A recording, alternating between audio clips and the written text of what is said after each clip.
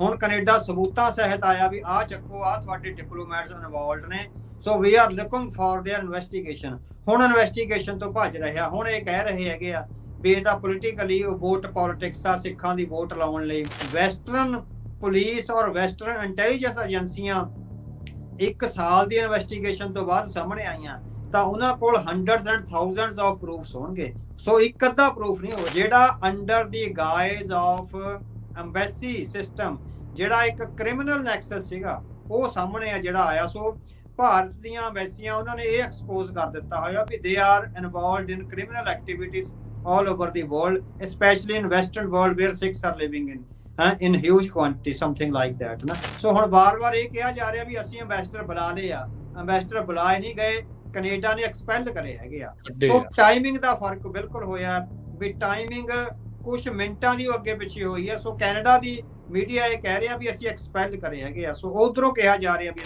ਸੋ ਜਿੰਨਾ ਕੁ ਅਸੀਂ ਸਮਝ ਸਕੇ ਆ, ਭਾਰਤ ਸਰਕਾਰ ਦੇ ਜਿਹੜੇ ਹੈਗੇ ਆ ਵੀ ਆਪਣੇ ਜਿਹੜੇ ਖਾਸ ਕਰਕੇ ਇੰਟੈਲੈਕਚੁਅਲਸ ਆ ਉਹਨਾਂ ਰਾਹੀਂ ਤੇ ਪੋਲੀਟੀਸ਼ੀਅਨਸ ਰਾਹੀਂ ਤੇ ਇਨਕਲੂਡਿੰਗ ਆਪਣੀਆਂ ਇੰਟੈਲੀਜੈਂਸ ਏਜੰਸੀਆਂ ਰਾਹੀਂ ਕੈਨੇਡਾ ਤੇ ਅਮਰੀਕਾ ਦੇ ਪ੍ਰਸ਼ਾਸਨ ਦਾ ਇੰਡੀਅਨ ਕਲੋਨਲਾਈਜੇਸ਼ਨ ਹੋਇਆ ਜਿੰਨਾ ਕੁ ਮੈਂ ਸਮਝਦਾ। ਜਿਹੜੇ 100 ਸੈਨੇਟਰ ਆ ਉਹਨਾਂ ਦੇ ਆਲੇ ਦੁਆਲੇ ਘੱਟੋ ਘੱਟ 3-3 4-4 ਇੰਡੀਅਨ ਆਫੀਸਰ ਆ ਉਹਨਾਂ ਦੇ ਸਲਾਹਕਾਰ ਲੱਗੇ ਹੋਏ।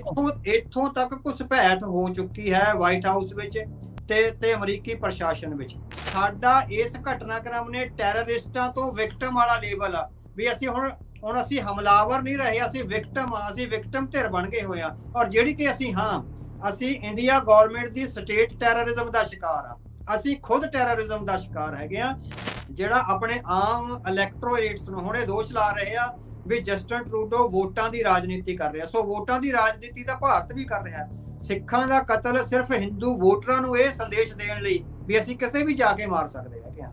ਹੁਣ ਜਿਹੜੀ ਵੋਟਾਂ ਦੀ ਰਾਜਨੀਤੀ ਹੈ, ਜਿਹੜੇ ਸਿੱਖ ਬੰਦਿਆਂ ਨੂੰ ਨਹੀਂ ਛੱਡਿਆ ਜਾ ਰਿਹਾ ਆਪਣੀਆਂ ਕੈਦਾਂ ਪੂਰੀਆਂ ਕਰਨ ਦੇ ਬਾਵਜੂਦ ਵੀ, ਉਹ ਵੀ ਤਾਂ ਵੋਟਾਂ ਦੀ ਰਾਜਨੀਤੀ ਦਾ ਸ਼ਿਕਾਰ ਨੇ। ਪਰ ਜਿਹੜਾ ਅਰਥ ਸ਼ਾਸਤਰ ਆ ਕਹਿੰਦਾ ਇਹਨਾਂ ਡੈਮੋਕ੍ਰੈਟਿਕ ਵੈਲਿਊਜ਼ ਦੀਆਂ ਧੱਜੀਆਂ ਉਡਾਉਂਦਾ।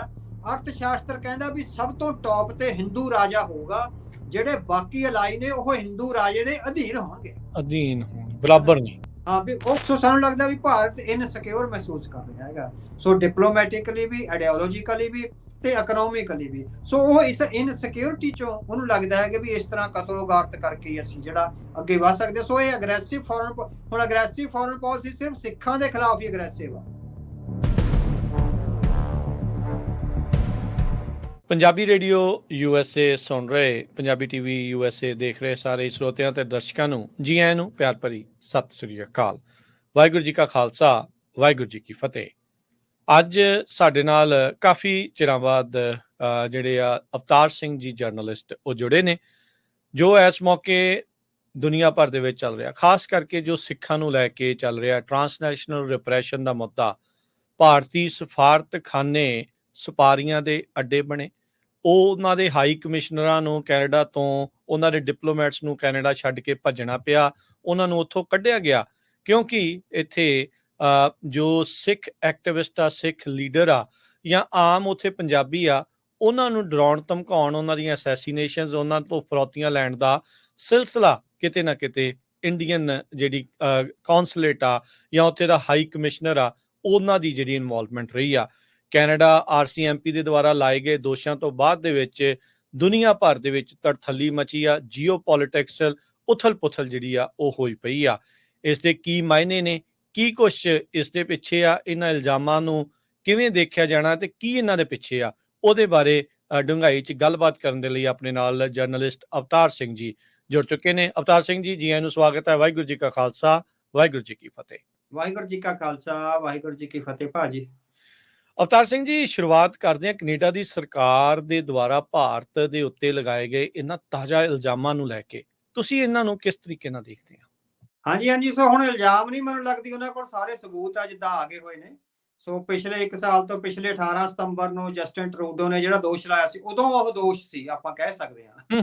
ਹੁਣ 1 ਸਾਲ ਦੇ ਘਟਨਾਕ੍ਰਮ ਜੀ RCMP ਤੇ ਹੋਰ ਸੀਸਿਸ ਦੇ ਥਰੂ ਜਿੰਨੀ ਉਹਨਾਂ ਦੀ ਜਾਂਚ ਪੜਤਾਲ ਹੋਈ ਆ, ਔਰ ਉਹਨਾਂ ਨੇ ਸਾਰੇ ਸਬੂਤ ਆ ਜਿਹੜੇ ਸਾਹਮਣੇ ਟੇਬਲ ਤੇ ਰੱਖ ਦਿੱਤੇ ਹੋਏ ਵੀ ਆਹ ਤੁਹਾਡੇ ਜਿਹੜੇ ਸੋ ਕਾਲਡ ਅੰਬੈਸਡਰ ਆ ਤੇ ਸੋ ਕਾਲਡ ਤੁਹਾਡੇ ਜਿਹੜੇ ਕਾਉਂਸਲੇਟਸ ਨੇ, ਉਹ ਕ੍ਰਿਮੀਨਲ ਐਕਟੀਵਿਟੀਜ਼ ਵਿੱਚ ਸ਼ਾਮਲ ਹੈਗੇ ਆ। ਸੋ ਉਹਦੇ ਵਿੱਚ ਕਤਲ ਵੀ ਨੇ, ਉਹਦੇ ਵਿੱਚ ਆਪਾਂ ਕਹਿ ਸਕਦੇ ਹਾਂ ਵੀ ਉਹਨਾਂ ਤੇ ਮਾਨਸਿਕ ਤਸ਼ੱਦਦ ਕਰਕੇ ਉਹਨਾਂ ਤੋਂ ਇਨਫੋਰਮੇਸ਼ਨ ਲੈਣੀ ਸਿੱਖ ਭਾਈਚਾਰੇ ਬਾਰੇ, ਲੁੱਟਾਂ ਖੋਹਾਂ ਐਕਸਟੋਰਸ਼ਨ ਦਾ ਵੀ ਦੋਸ਼ ਲਾਇਆ ਤੇ ਹੋਰ ਬਹੁਤ ਸਾਰੇ ਹੋਮਿਸਾਈਡਸ ਦਾ ਜਿਹੜਾ ਦੋਸ਼ ਲਾਇਆ। ਹੁਣ ਹੋਮਿਸਾਈਡ ਇੱਕ ਤਾਂ ਚਲੋ ਕਤਲ ਹੋਇਆ, ਅਸੈਸੀਨੇਸ਼ਨ ਹੋਈ ਆ, ਇਟ ਮੀਨਸ ਜੇ ਹੋਮਿਸਾਈਡ ਹੋਰ ਆ ਰਹੇ ਆ, ਕੁਝ ਹੋਰ ਕਤਲ ਵੀ ਨੇ ਜਿਹੜੇ ਕਿ ਭਾਰਤ ਸਰਕਾਰ ਦੇ ਨਾਲ ਲਿੰਕ ਜੁੜਦੇ ਆ। ਸੋ ਕੱਲਾ ਭਾਰਤ ਸਰਕਾਰ ਨਹੀਂ, ਹੁਣ ਪੂਰਾ ਡਿਪਲੋਮੈਟ ਜਿਹੜਾ ਪੂਰੀ ਅੰਬੈਸੀ ਹੈਗੀ ਆ ਭਾਰਤ ਦੀ, ਉਹਦੇ 6 ਸੀਨੀਅਰ ਡਿਪਲੋਮੈਟਸ ਤੇ ਆਉਣੀ ਆ ਗਾਜ਼ ਆਉਣੀ।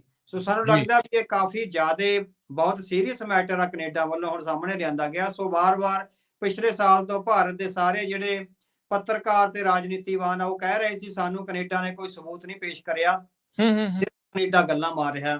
ਹੁਣ ਕੈਨੇਡਾ ਸਬੂਤਾਂ ਸਹਿਤ ਆਇਆ ਵੀ ਆਹ ਚੱਕੋ, ਆਹ ਤੁਹਾਡੇ ਡਿਪਲੋਮੈਟਸ ਇਨਵੋਲਡ ਨੇ, so we are looking for their investigation. ਹੁਣ ਇਨਵੈਸਟੀਗੇਸ਼ਨ ਤੋਂ ਭੱਜ ਰਿਹਾ। ਹੁਣ ਇਹ ਕਹਿ ਰਹੇ ਹੈਗੇ ਆ ਵੀ ਇਹ ਤਾਂ ਪੋਲੀਟੀਕਲੀ ਵੋਟ ਪੋਲਿਟਿਕਸ ਆ, ਸਿੱਖਾਂ ਦੀ ਵੋਟ ਲਾਉਣ ਲਈ ਜਿਹੜਾ ਹੈ ਉਹ ਜਿਹੜੇ ਟਰੂਡੋ ਨੇ ਉਹ ਜਿਹੜੀਆਂ ਗਲਤ ਗੇਮਾਂ ਖੇਡ ਰਹੇ। ਸੋ ਜੇ ਤੁਸੀਂ ਲਾਅ ਵਿੱਚ ਵਿਸ਼ਵਾਸ ਰੱਖਦੇ ਹੋ, ਜੇ ਤੁਹਾਨੂੰ ਲੱਗਦਾ ਵੀ ਇੰਟਰਨੈਸ਼ਨਲ ਲਾਅ ਪ੍ਰਵੇਲ ਕਰਦਾ, ਤਾਂ ਹੁਣ ਭਾਰਤ ਸਰਕਾਰ ਨੂੰ ਚਾਹੀਦਾ ਸੀ ਵੀ ਉਹ ਕੈਨੇਡਾ ਵੱਲੋਂ ਜੋ ਸਬੂਤ ਪੇਸ਼ ਕੀਤੇ ਗਏ ਉਹਦੇ ਆਧਾਰ ਤੇ ਉਹਨਾਂ 6 ਅਧਿਕਾਰੀਆਂ ਨੂੰ ਕੈਨੇਡੀਅਨ ਏਜੰਸੀਆਂ ਦੀ ਇਨਵੈਸਟੀਗੇਸ਼ਨ ਲਈ ਪੇਸ਼ ਕਰਦੀ, ਤਾਂ ਕਿ ਰੂਲ ਆਫ ਲਾਅ ਆ ਜਿਹੜਾ ਉਹ ਉਹਨਾਂ ਨੂੰ ਇੱਕ ਤਰ੍ਹਾਂ ਨਾਲ ਉਹਦੇ ਥਰੂ ਪ੍ਰੋਸੈਸ ਦੇ ਥਰੂ ਆਉਣਾ ਹੋਇਆ।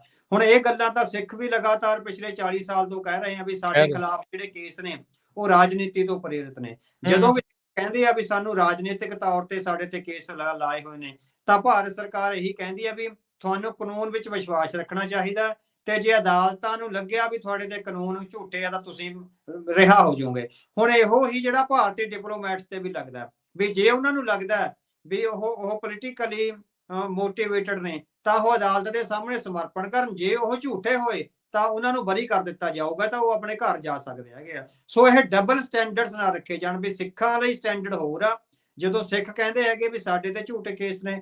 ਹੁਣ ਜਦੋਂ ਵੈਸਟਰਨ ਪੁਲਿਸ ਔਰ ਵੈਸਟਰਨ ਇੰਟੈਲੀਜੈਂਸ ਏਜੰਸੀਆਂ 1 ਸਾਲ ਦੀ ਇਨਵੈਸਟੀਗੇਸ਼ਨ ਤੋਂ ਬਾਅਦ ਸਾਹਮਣੇ ਆਈਆਂ, ਤਾਂ ਉਹਨਾਂ ਕੋਲ hundreds and thousands of proofs ਹੋਣਗੇ। ਸੋ ਇੱਕ ਅੱਧਾ ਪ੍ਰੂਫ ਨਹੀਂ ਹੋਏਗਾ। ਉਹਦੇ ਨਾਲ ਯੂਕੇ ਦੀ GCHQ ਜਿਹੜੀ ਕਿ ਸਾਰੀ ਡਿਜੀਟਲ ਜਿਹੜੀ ਵਰਕਿੰਗ ਆ, ਚਾਹੇ ਉਹ ਟੈਲੀਫੋਨ ਆ, ਚਾਹੇ ਈਮੇਲ ਆ, ਚਾਹੇ ਜਿਹੜੀ ਸੋਸ਼ਲ ਮੀਡੀਆ ਹੈਗੀ ਆ, ਉਹਦੀ ਸਾਰੀ ਐਕਟੀਵਿਟੀ ਨੂੰ ਯੂਕੇ ਦੀ GCHQ ਦੇਖਦੀ ਹੈਗੀ ਆ, ਤੇ ਨਾਲ NSA ਆ ਜਿਹੜਾ ਅਮਰੀਕਾ ਦਾ ਦੇਖਦਾ ਹੈਗਾ।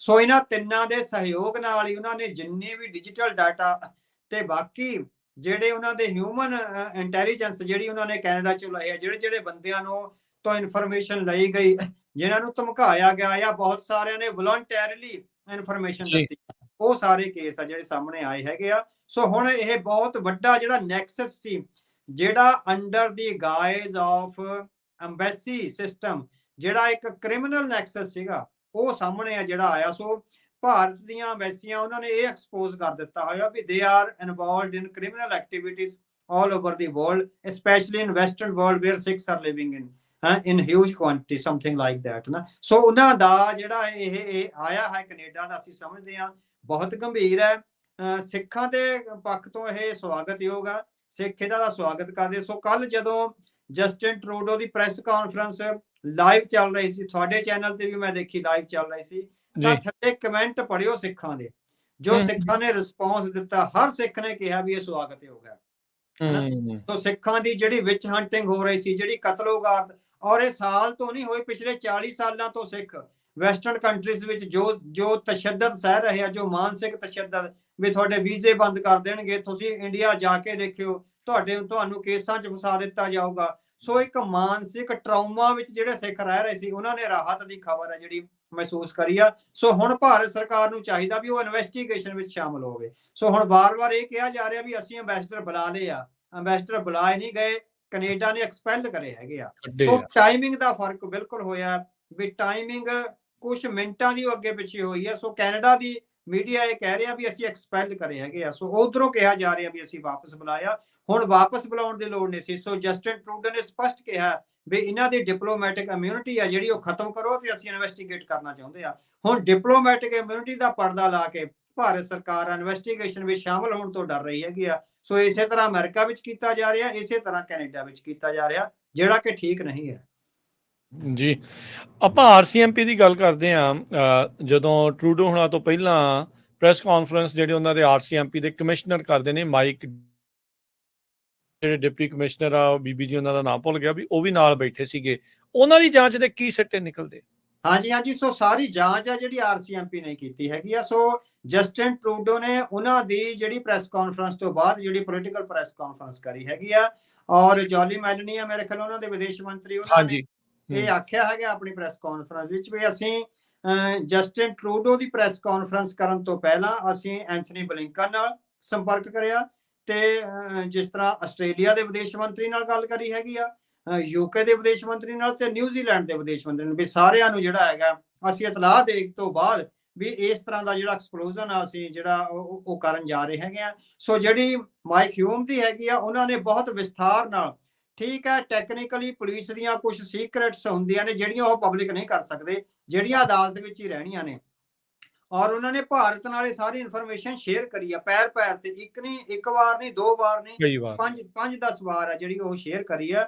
ਔਰ ਜਦੋਂ ਤੁਸੀਂ ਦੇਖੋ ਵੀ ਕੁਝ ਸਾਲ ਪਹਿਲਾਂ ਜਸਟਿਨ ਟਰੂਡੋ ਭਾਰਤ ਗਏ ਸੀ, ਉਹਨਾਂ ਦੀ ਬੜੀ ਬੇਇੱਜ਼ਤੀ ਕੀਤੀ ਗਈ ਸੀ ਮੀਡੀਆ ਰਾਹੀਂ, ਈਵਨ ਕੈਪਟਨ ਅਮਰਿੰਦਰ ਸਿੰਘ ਨੇ ਬੇਇੱਜ਼ਤੀ ਕਰੀ ਸੀ ਉਹਨਾਂ ਦੀ, ਤੇ ਉਹਨਾਂ ਨੂੰ ਜਿਸ ਤਰ੍ਹਾਂ ਬੜਾ ਕੁਝ ਜਿਹੜਾ ਕਿਹਾ। ਹੁਣ ਵੀ ਜਸਟਿਨ ਟਰੂਡੋ ਨੇ ਇਹ ਗੱਲ ਕਹੀ ਹੈ ਕਿ ਵੀ ਮੈਨੂੰ ਕਿੰਨਾ ਇੰਟੀਮੀਡੇਟ ਕੀਤਾ ਜਾ ਰਿਹਾ। ਸੋ ਉਸ ਵੇਲੇ ਭਾਰਤ ਨੇ ਉਹਨਾਂ ਦੀ ਬੇਇੱਜ਼ਤੀ ਕਰਨ ਤੋਂ ਬਾਅਦ ਸਮੁੱਚੀ ਜਿਹੜੀ ਟੀਮ ਸੀ ਉਹਨਾਂ ਨੂੰ ਇੱਕ ਤਰ੍ਹਾਂ ਨਾਲ ਬਲੈਕਮੇਲ ਕਰਕੇ ਇਹ ਜਬਰੀ ਸਾਈਨ ਕਰਵਾ ਲਏ ਸੀ ਵੀ ਤੁਸੀਂ ਸਾਡੇ ਨਾਲ ਇੰਟੈਲੀਜੈਂਸ ਇਨਫੋਰਮੇਸ਼ਨ ਸ਼ੇਅਰ ਕਰੋਗੇ। ਸੋ ਉਦੋਂ ਉਹ ਡਰਦੇ ਮਾਰੇ ਇਨਫੋਰਮੇਸ਼ਨ ਸ਼ੇਅਰ ਕਰਨ ਦਾ ਜਿਹੜਾ ਸਾਈਨ ਆ ਉਹ ਕਰ ਰਹੇ। ਸੋ ਇੱਕ ਬਲੈਕਮੇਲ ਸੀ ਜਿਹਦੇ ਅੱਗੇ ਜਸਟਿਨ ਟਰੂਡੋ ਔਰ ਜਿਹੜੀ ਕੈਨੇਡੀਅਨ ਸਰਕਾਰ ਆ ਉਹ ਆ ਗਈ ਸੀ, ਥੱਲੇ ਆ ਗਈ ਸੀ, ਕਿਉਂਕਿ ਉਹਨਾਂ ਦੀ ਬਹੁਤ ਬੇਇੱਜ਼ਤੀ, ਬੜੀ ਬਲੈਕਮੇਲਿੰਗ ਕੀਤੀ ਗਈ ਸੀ। ਹੁਣ ਜਦੋਂ ਉਹ ਸ਼ੇਅਰ ਕਰ ਰਹੇ ਐਕਚੁਅਲ ਇਨਫੋਰਮੇਸ਼ਨ ਵੀ ਆਹ ਦੇਖੋ ਤੁਹਾਡੇ ਡਿਪਲੋਮੈਟਸ ਆ ਜਿਹੜੇ ਇਨਵੋਲਡ ਹੈਗੇ ਆ, ਹੁਣ ਉਹ ਭੱਜ ਰਿਹਾ। ਸੋ ਮਾਈਕ ਹਿਊਮ ਦੀ ਜਿਹੜੀ ਉਹਨਾਂ ਨੇ ਆਖਿਆ ਹੈਗਾ ਵੀ ਭਾਈ ਹਰਦੀਪ ਸਿੰਘ ਨਿੱਜਰ ਦੇ ਕਤਲ ਤੋਂ ਬਾਅਦ ਜਦੋਂ ਅਸੀਂ ਇੰਡੀਆ ਗਵਰਨਮੈਂਟ ਨੂੰ ਇਤਲਾਹ ਦਿੱਤੀ ਆ ਵੀ ਤੁਹਾਡੇ ਏਜੰਟ ਸ਼ਾਮਲ ਨੇ, ਤਾਂ ਸਾਨੂੰ ਜਿਸ ਤਰ੍ਹਾਂ ਵੀ ਇਹ ਦੱਸਣ ਲਈ ਵੀ ਡੋਂਟ ਕੇਅਰ, ਵਾਰ-ਵਾਰ ਐਕਸਟੋਰਸ਼ਨਸ ਤੇ ਉਹ ਕਾਰਵਾਈਆਂ 1 ਸਾਲ ਲਗਾਤਾਰ ਹੁਣ ਤੱਕ ਚੱਲੀਆਂ ਨੇ। ਉਸ ਤੋਂ ਬਾਅਦ ਬਹੁਤ ਸਾਰੀਆਂ ਇਹੋ ਜਿਹੀਆਂ ਕਾਰਵਾਈਆਂ ਹੋਈਆਂ ਜਿਹਦੇ ਵਿੱਚ ਭਾਰਤ ਸਰਕਾਰ ਦੇ ਏਜੰਟ ਸ਼ਾਮਲ ਸੀ, ਔਰ ਸਾਨੂੰ ਇਹ ਦੱਸਣ ਲਈ ਵੀ ਡੋਂਟ ਕੇਅਰ ਅਬਾਊਟ ਯੂ। ਇਹ ਐਕਸਟੋਰਸ਼ਨਸ ਦੀਆਂ ਕਾਲਾਂ ਆਈਆਂ, ਐਕਸਟੋਰਸ਼ਨਸ ਲਈਆਂ ਵੀ ਗਈਆਂ, ਧਮਕੀਆਂ ਆਈਆਂ, ਤੇ ਬਹੁਤ ਸਾਰੀ ਜਿਹੜੀ ਬਲੈਕਮੇਲਿੰਗ ਆ ਵੀ ਵੀਜ਼ੇ ਰੱਦ ਕਰ ਦਿੱਤੇ ਜਾਣਗੇ, ਤੁਹਾਨੂੰ ਇੰਡੀਆ ਨਹੀਂ ਜਾਣ ਦਿੱਤਾ ਜਾਊਗਾ, ਉਹ ਸਾਰੀਆਂ ਜਿਹੜੀਆਂ ਉਹ ਕਹਿੰਦੇ ਵੀ ਸਾਡੇ ਉਹਦੇ ਕੋਲ ਸਾਰਾ ਡਿਜੀਟਲ ਐਂਡ ਹਿਊਮਨ ਇੰਟੈਲੀਜੈਂਸ ਆ, ਜਿਹੜੀ ਉਹਦੀ ਸਾਰੇ ਪ੍ਰੂਫ ਆ ਸਾਡੇ ਕੋਲ, ਅਸੀਂ ਸਾਰੇ ਇੰਡੀਆ ਨਾਲ ਸ਼ੇਅਰ ਕਰੇ ਆ।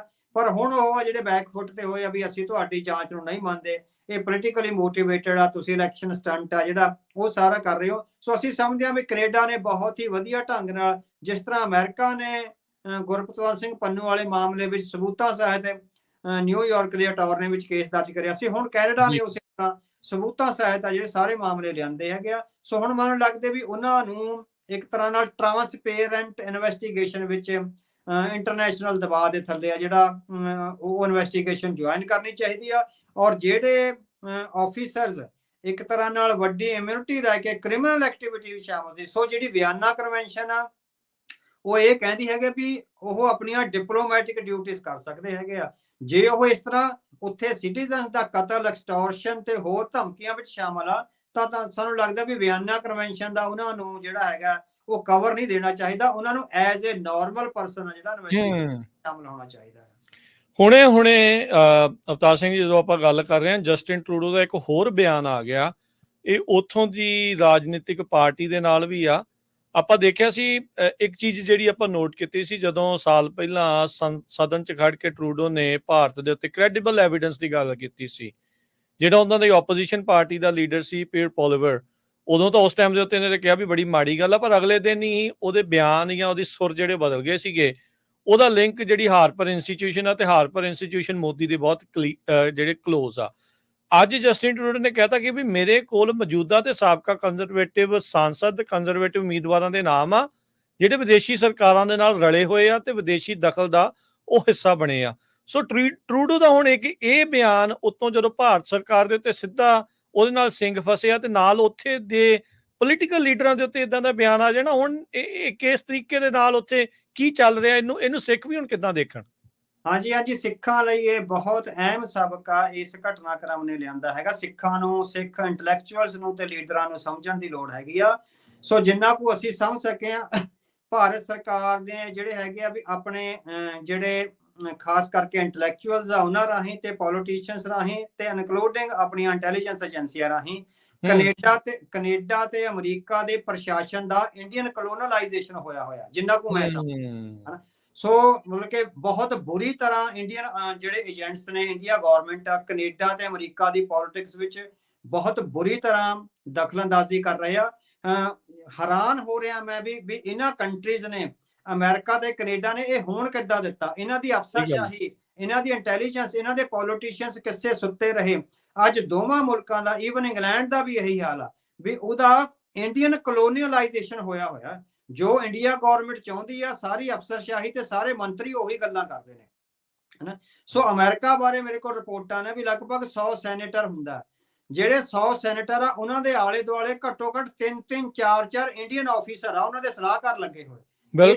ਇੱਥੋਂ ਤੱਕ ਘੁਸਪੈਠ ਹੋ ਚੁੱਕੀ ਹੈ ਵਾਈਟ ਹਾਊਸ ਵਿੱਚ ਤੇ ਅਮਰੀਕੀ ਪ੍ਰਸ਼ਾਸਨ ਵਿੱਚ। ਸੋ ਸਿੱਖਾਂ ਨੂੰ ਇਸ ਮੌਕੇ ਸਮਝਣ ਦੀ ਲੋੜ ਆ ਵੀ ਕੈਨੇਡਾ ਦੇ ਪ੍ਰਧਾਨ ਮੰਤਰੀ ਨੇ ਜੋ ਇਹ ਗੱਲ ਕਹੀ ਆ ਇਹ ਕੋਈ ਬੇਤੁਕੀ ਨਹੀਂ ਹੈ। ਬਹੁਤ ਬੁਰੀ ਤਰ੍ਹਾਂ ਕਲੋਨਲਾਈਜੇਸ਼ਨ ਇੰਡੀਆ ਨੇ ਕਲੋਨਲਾਈਜ਼ ਕੀਤਾ ਹੋਇਆ ਅਮਰੀਕਾ ਨੂੰ, ਕੈਨੇਡਾ ਨੂੰ ਤੇ ਸਾਰੀਆਂ 5 ਆਈਜ਼ ਕੰਟਰੀਜ਼ ਨੂੰ। ਉਹਨਾਂ ਦੇ ਆਫੀਸਰ, ਉਹਨਾਂ ਦੇ ਇੰਟੈਲੈਕਚੁਅਲਸ, ਮੈਂ ਆਪਾਂ ਅੱਗੇ ਜਾ ਕੇ ਗੱਲ ਕਰਾਂਗੇ ਵੀ ਕਿਸ ਤਰ੍ਹਾਂ ਜਿਹੜਾ ਹੈਗਾ ਉਹ ਵਿਦੇਸ਼ੀ ਨੀਤੀਆਂ ਇਹਨਾਂ ਦੀਆਂ ਨੂੰ ਉਹ ਕਰ ਰਹੇ ਹੈਗੇ।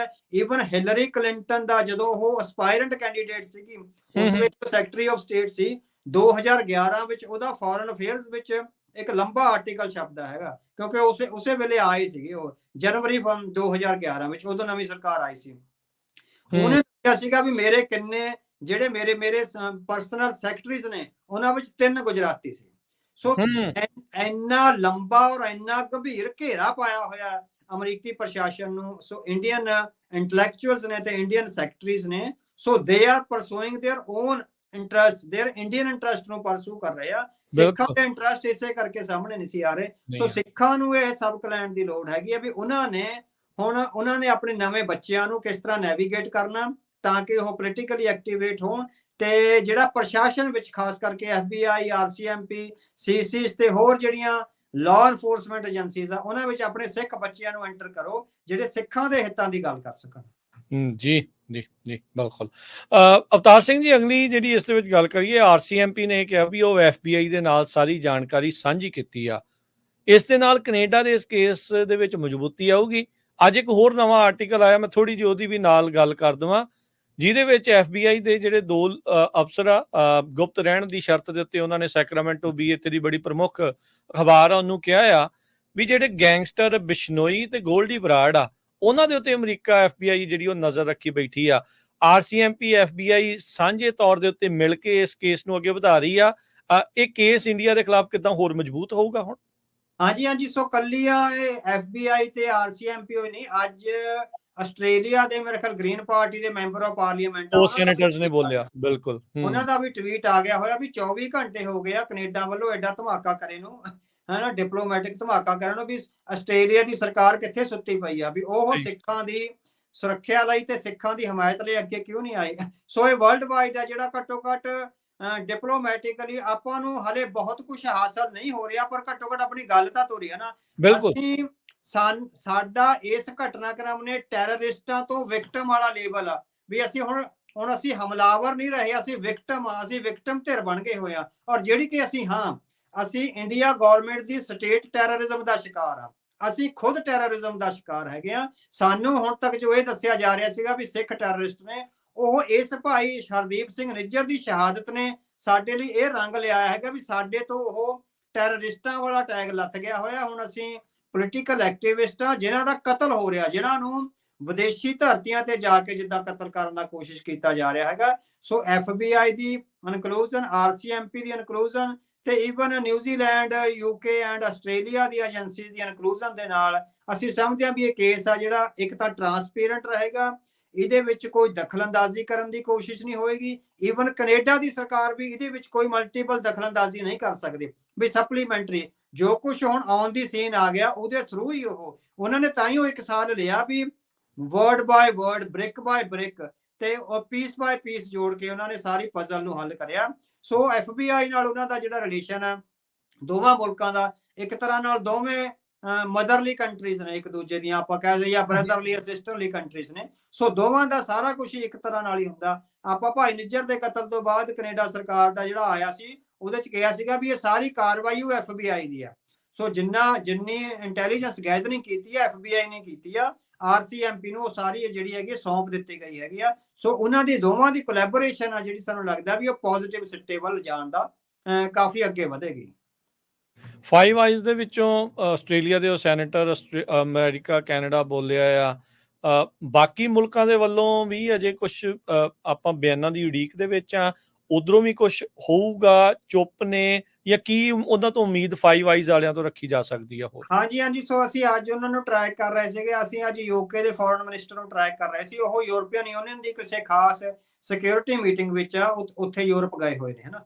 ਸੋ ਮੇਰਾ ਖਿਆਲ ਹੈ ਵੀ ਜਦੋਂ, ਕਿਉਂਕਿ ਆਹ ਯੂਕਰੇਨ ਐਂਡ ਜਿਹੜਾ ਮਿਡਲ ਈਸਟ ਵਿੱਚ ਹੋ ਰਿਹਾ, ਯੂਰਪ ਦੀ ਇੱਕ ਕਾਫੀ ਸੀਰੀਅਸ ਮੀਟਿੰਗ ਆ ਜਿਹੜੀ ਯੂਰਪੀਅਨ ਫੋਰਨ ਮਿਨਿਸਟਰਸ ਦੀ ਹੋ ਰਹੀ ਹੈਗੀ। UK ਕਿਉਂਕਿ ਉਹ ਤੋਂ ਯੂਰਪ ਤੋਂ ਪਹਿਲਾਂ ਬਾਹਰ ਹੋ ਗਿਆ ਸੀਗਾ। ਸੋ ਹੁਣ ਉਹਨਾਂ ਨੇ ਇਹ ਕਿਹਾ ਹੈਗਾ ਵੀ ਸਾਡੀ ਯੂਰਪ ਦੀ ਤੇ UK ਦੀ ਜਿਹੜੀ ਸਿਕਿਉਰਿਟੀ ਆ ਉਹ ਇਨਡਿਵਿਜ਼ੀਬਲ ਆ, ਵੀ ਉਹਨੂੰ ਵੰਡਿਆ ਨਹੀਂ ਜਾ ਸਕਦਾ, ਵੀ ਅਸੀਂ ਇੱਕ ਦੂਜੇ ਦੇ ਭਰਾ ਭੈਣ ਹੀ ਹੈਗੇ ਆ। ਸੋ ਉਹ ਸਪੈਸ਼ਲੀ ਗਏ ਹੈਗੇ ਆ ਉਹਨਾਂ ਦੇ ਯੂਰਪ ਨਾਲ ਜਿਹੜੇ ਸੰਬੰਧ ਬਣਾਉਣ ਲਈ। ਸੋ ਅਗਲੇ ਦਿਨਾਂ ਦੌਰਾਨ ਅਸੀਂ ਉਮੀਦ ਕਰਦੇ ਹਾਂ ਵੀ UK ਦੇ ਫੋਰਨ ਸੈਕਟਰੀ ਤੇ ਆਸਟ੍ਰੇਲੀਆ ਦੇ ਫੋਰਨ ਸੈਕਟਰੀ ਦਾ ਵੀ ਜਿਹੜਾ ਹੈਗਾ ਉਹ ਇੱਕ ਭਰਵਾਂ ਬਿਆਨ ਆ ਜਿਹੜਾ ਕੈਨੇਡਾ ਦੇ ਦੀਆਂ ਇਹਨਾਂ ਕਾਰਵਾਈਆਂ ਤੇ ਸਿੱਖਾਂ ਦੇ ਹੱਕ ਵਿੱਚ ਆਵੇਗਾ।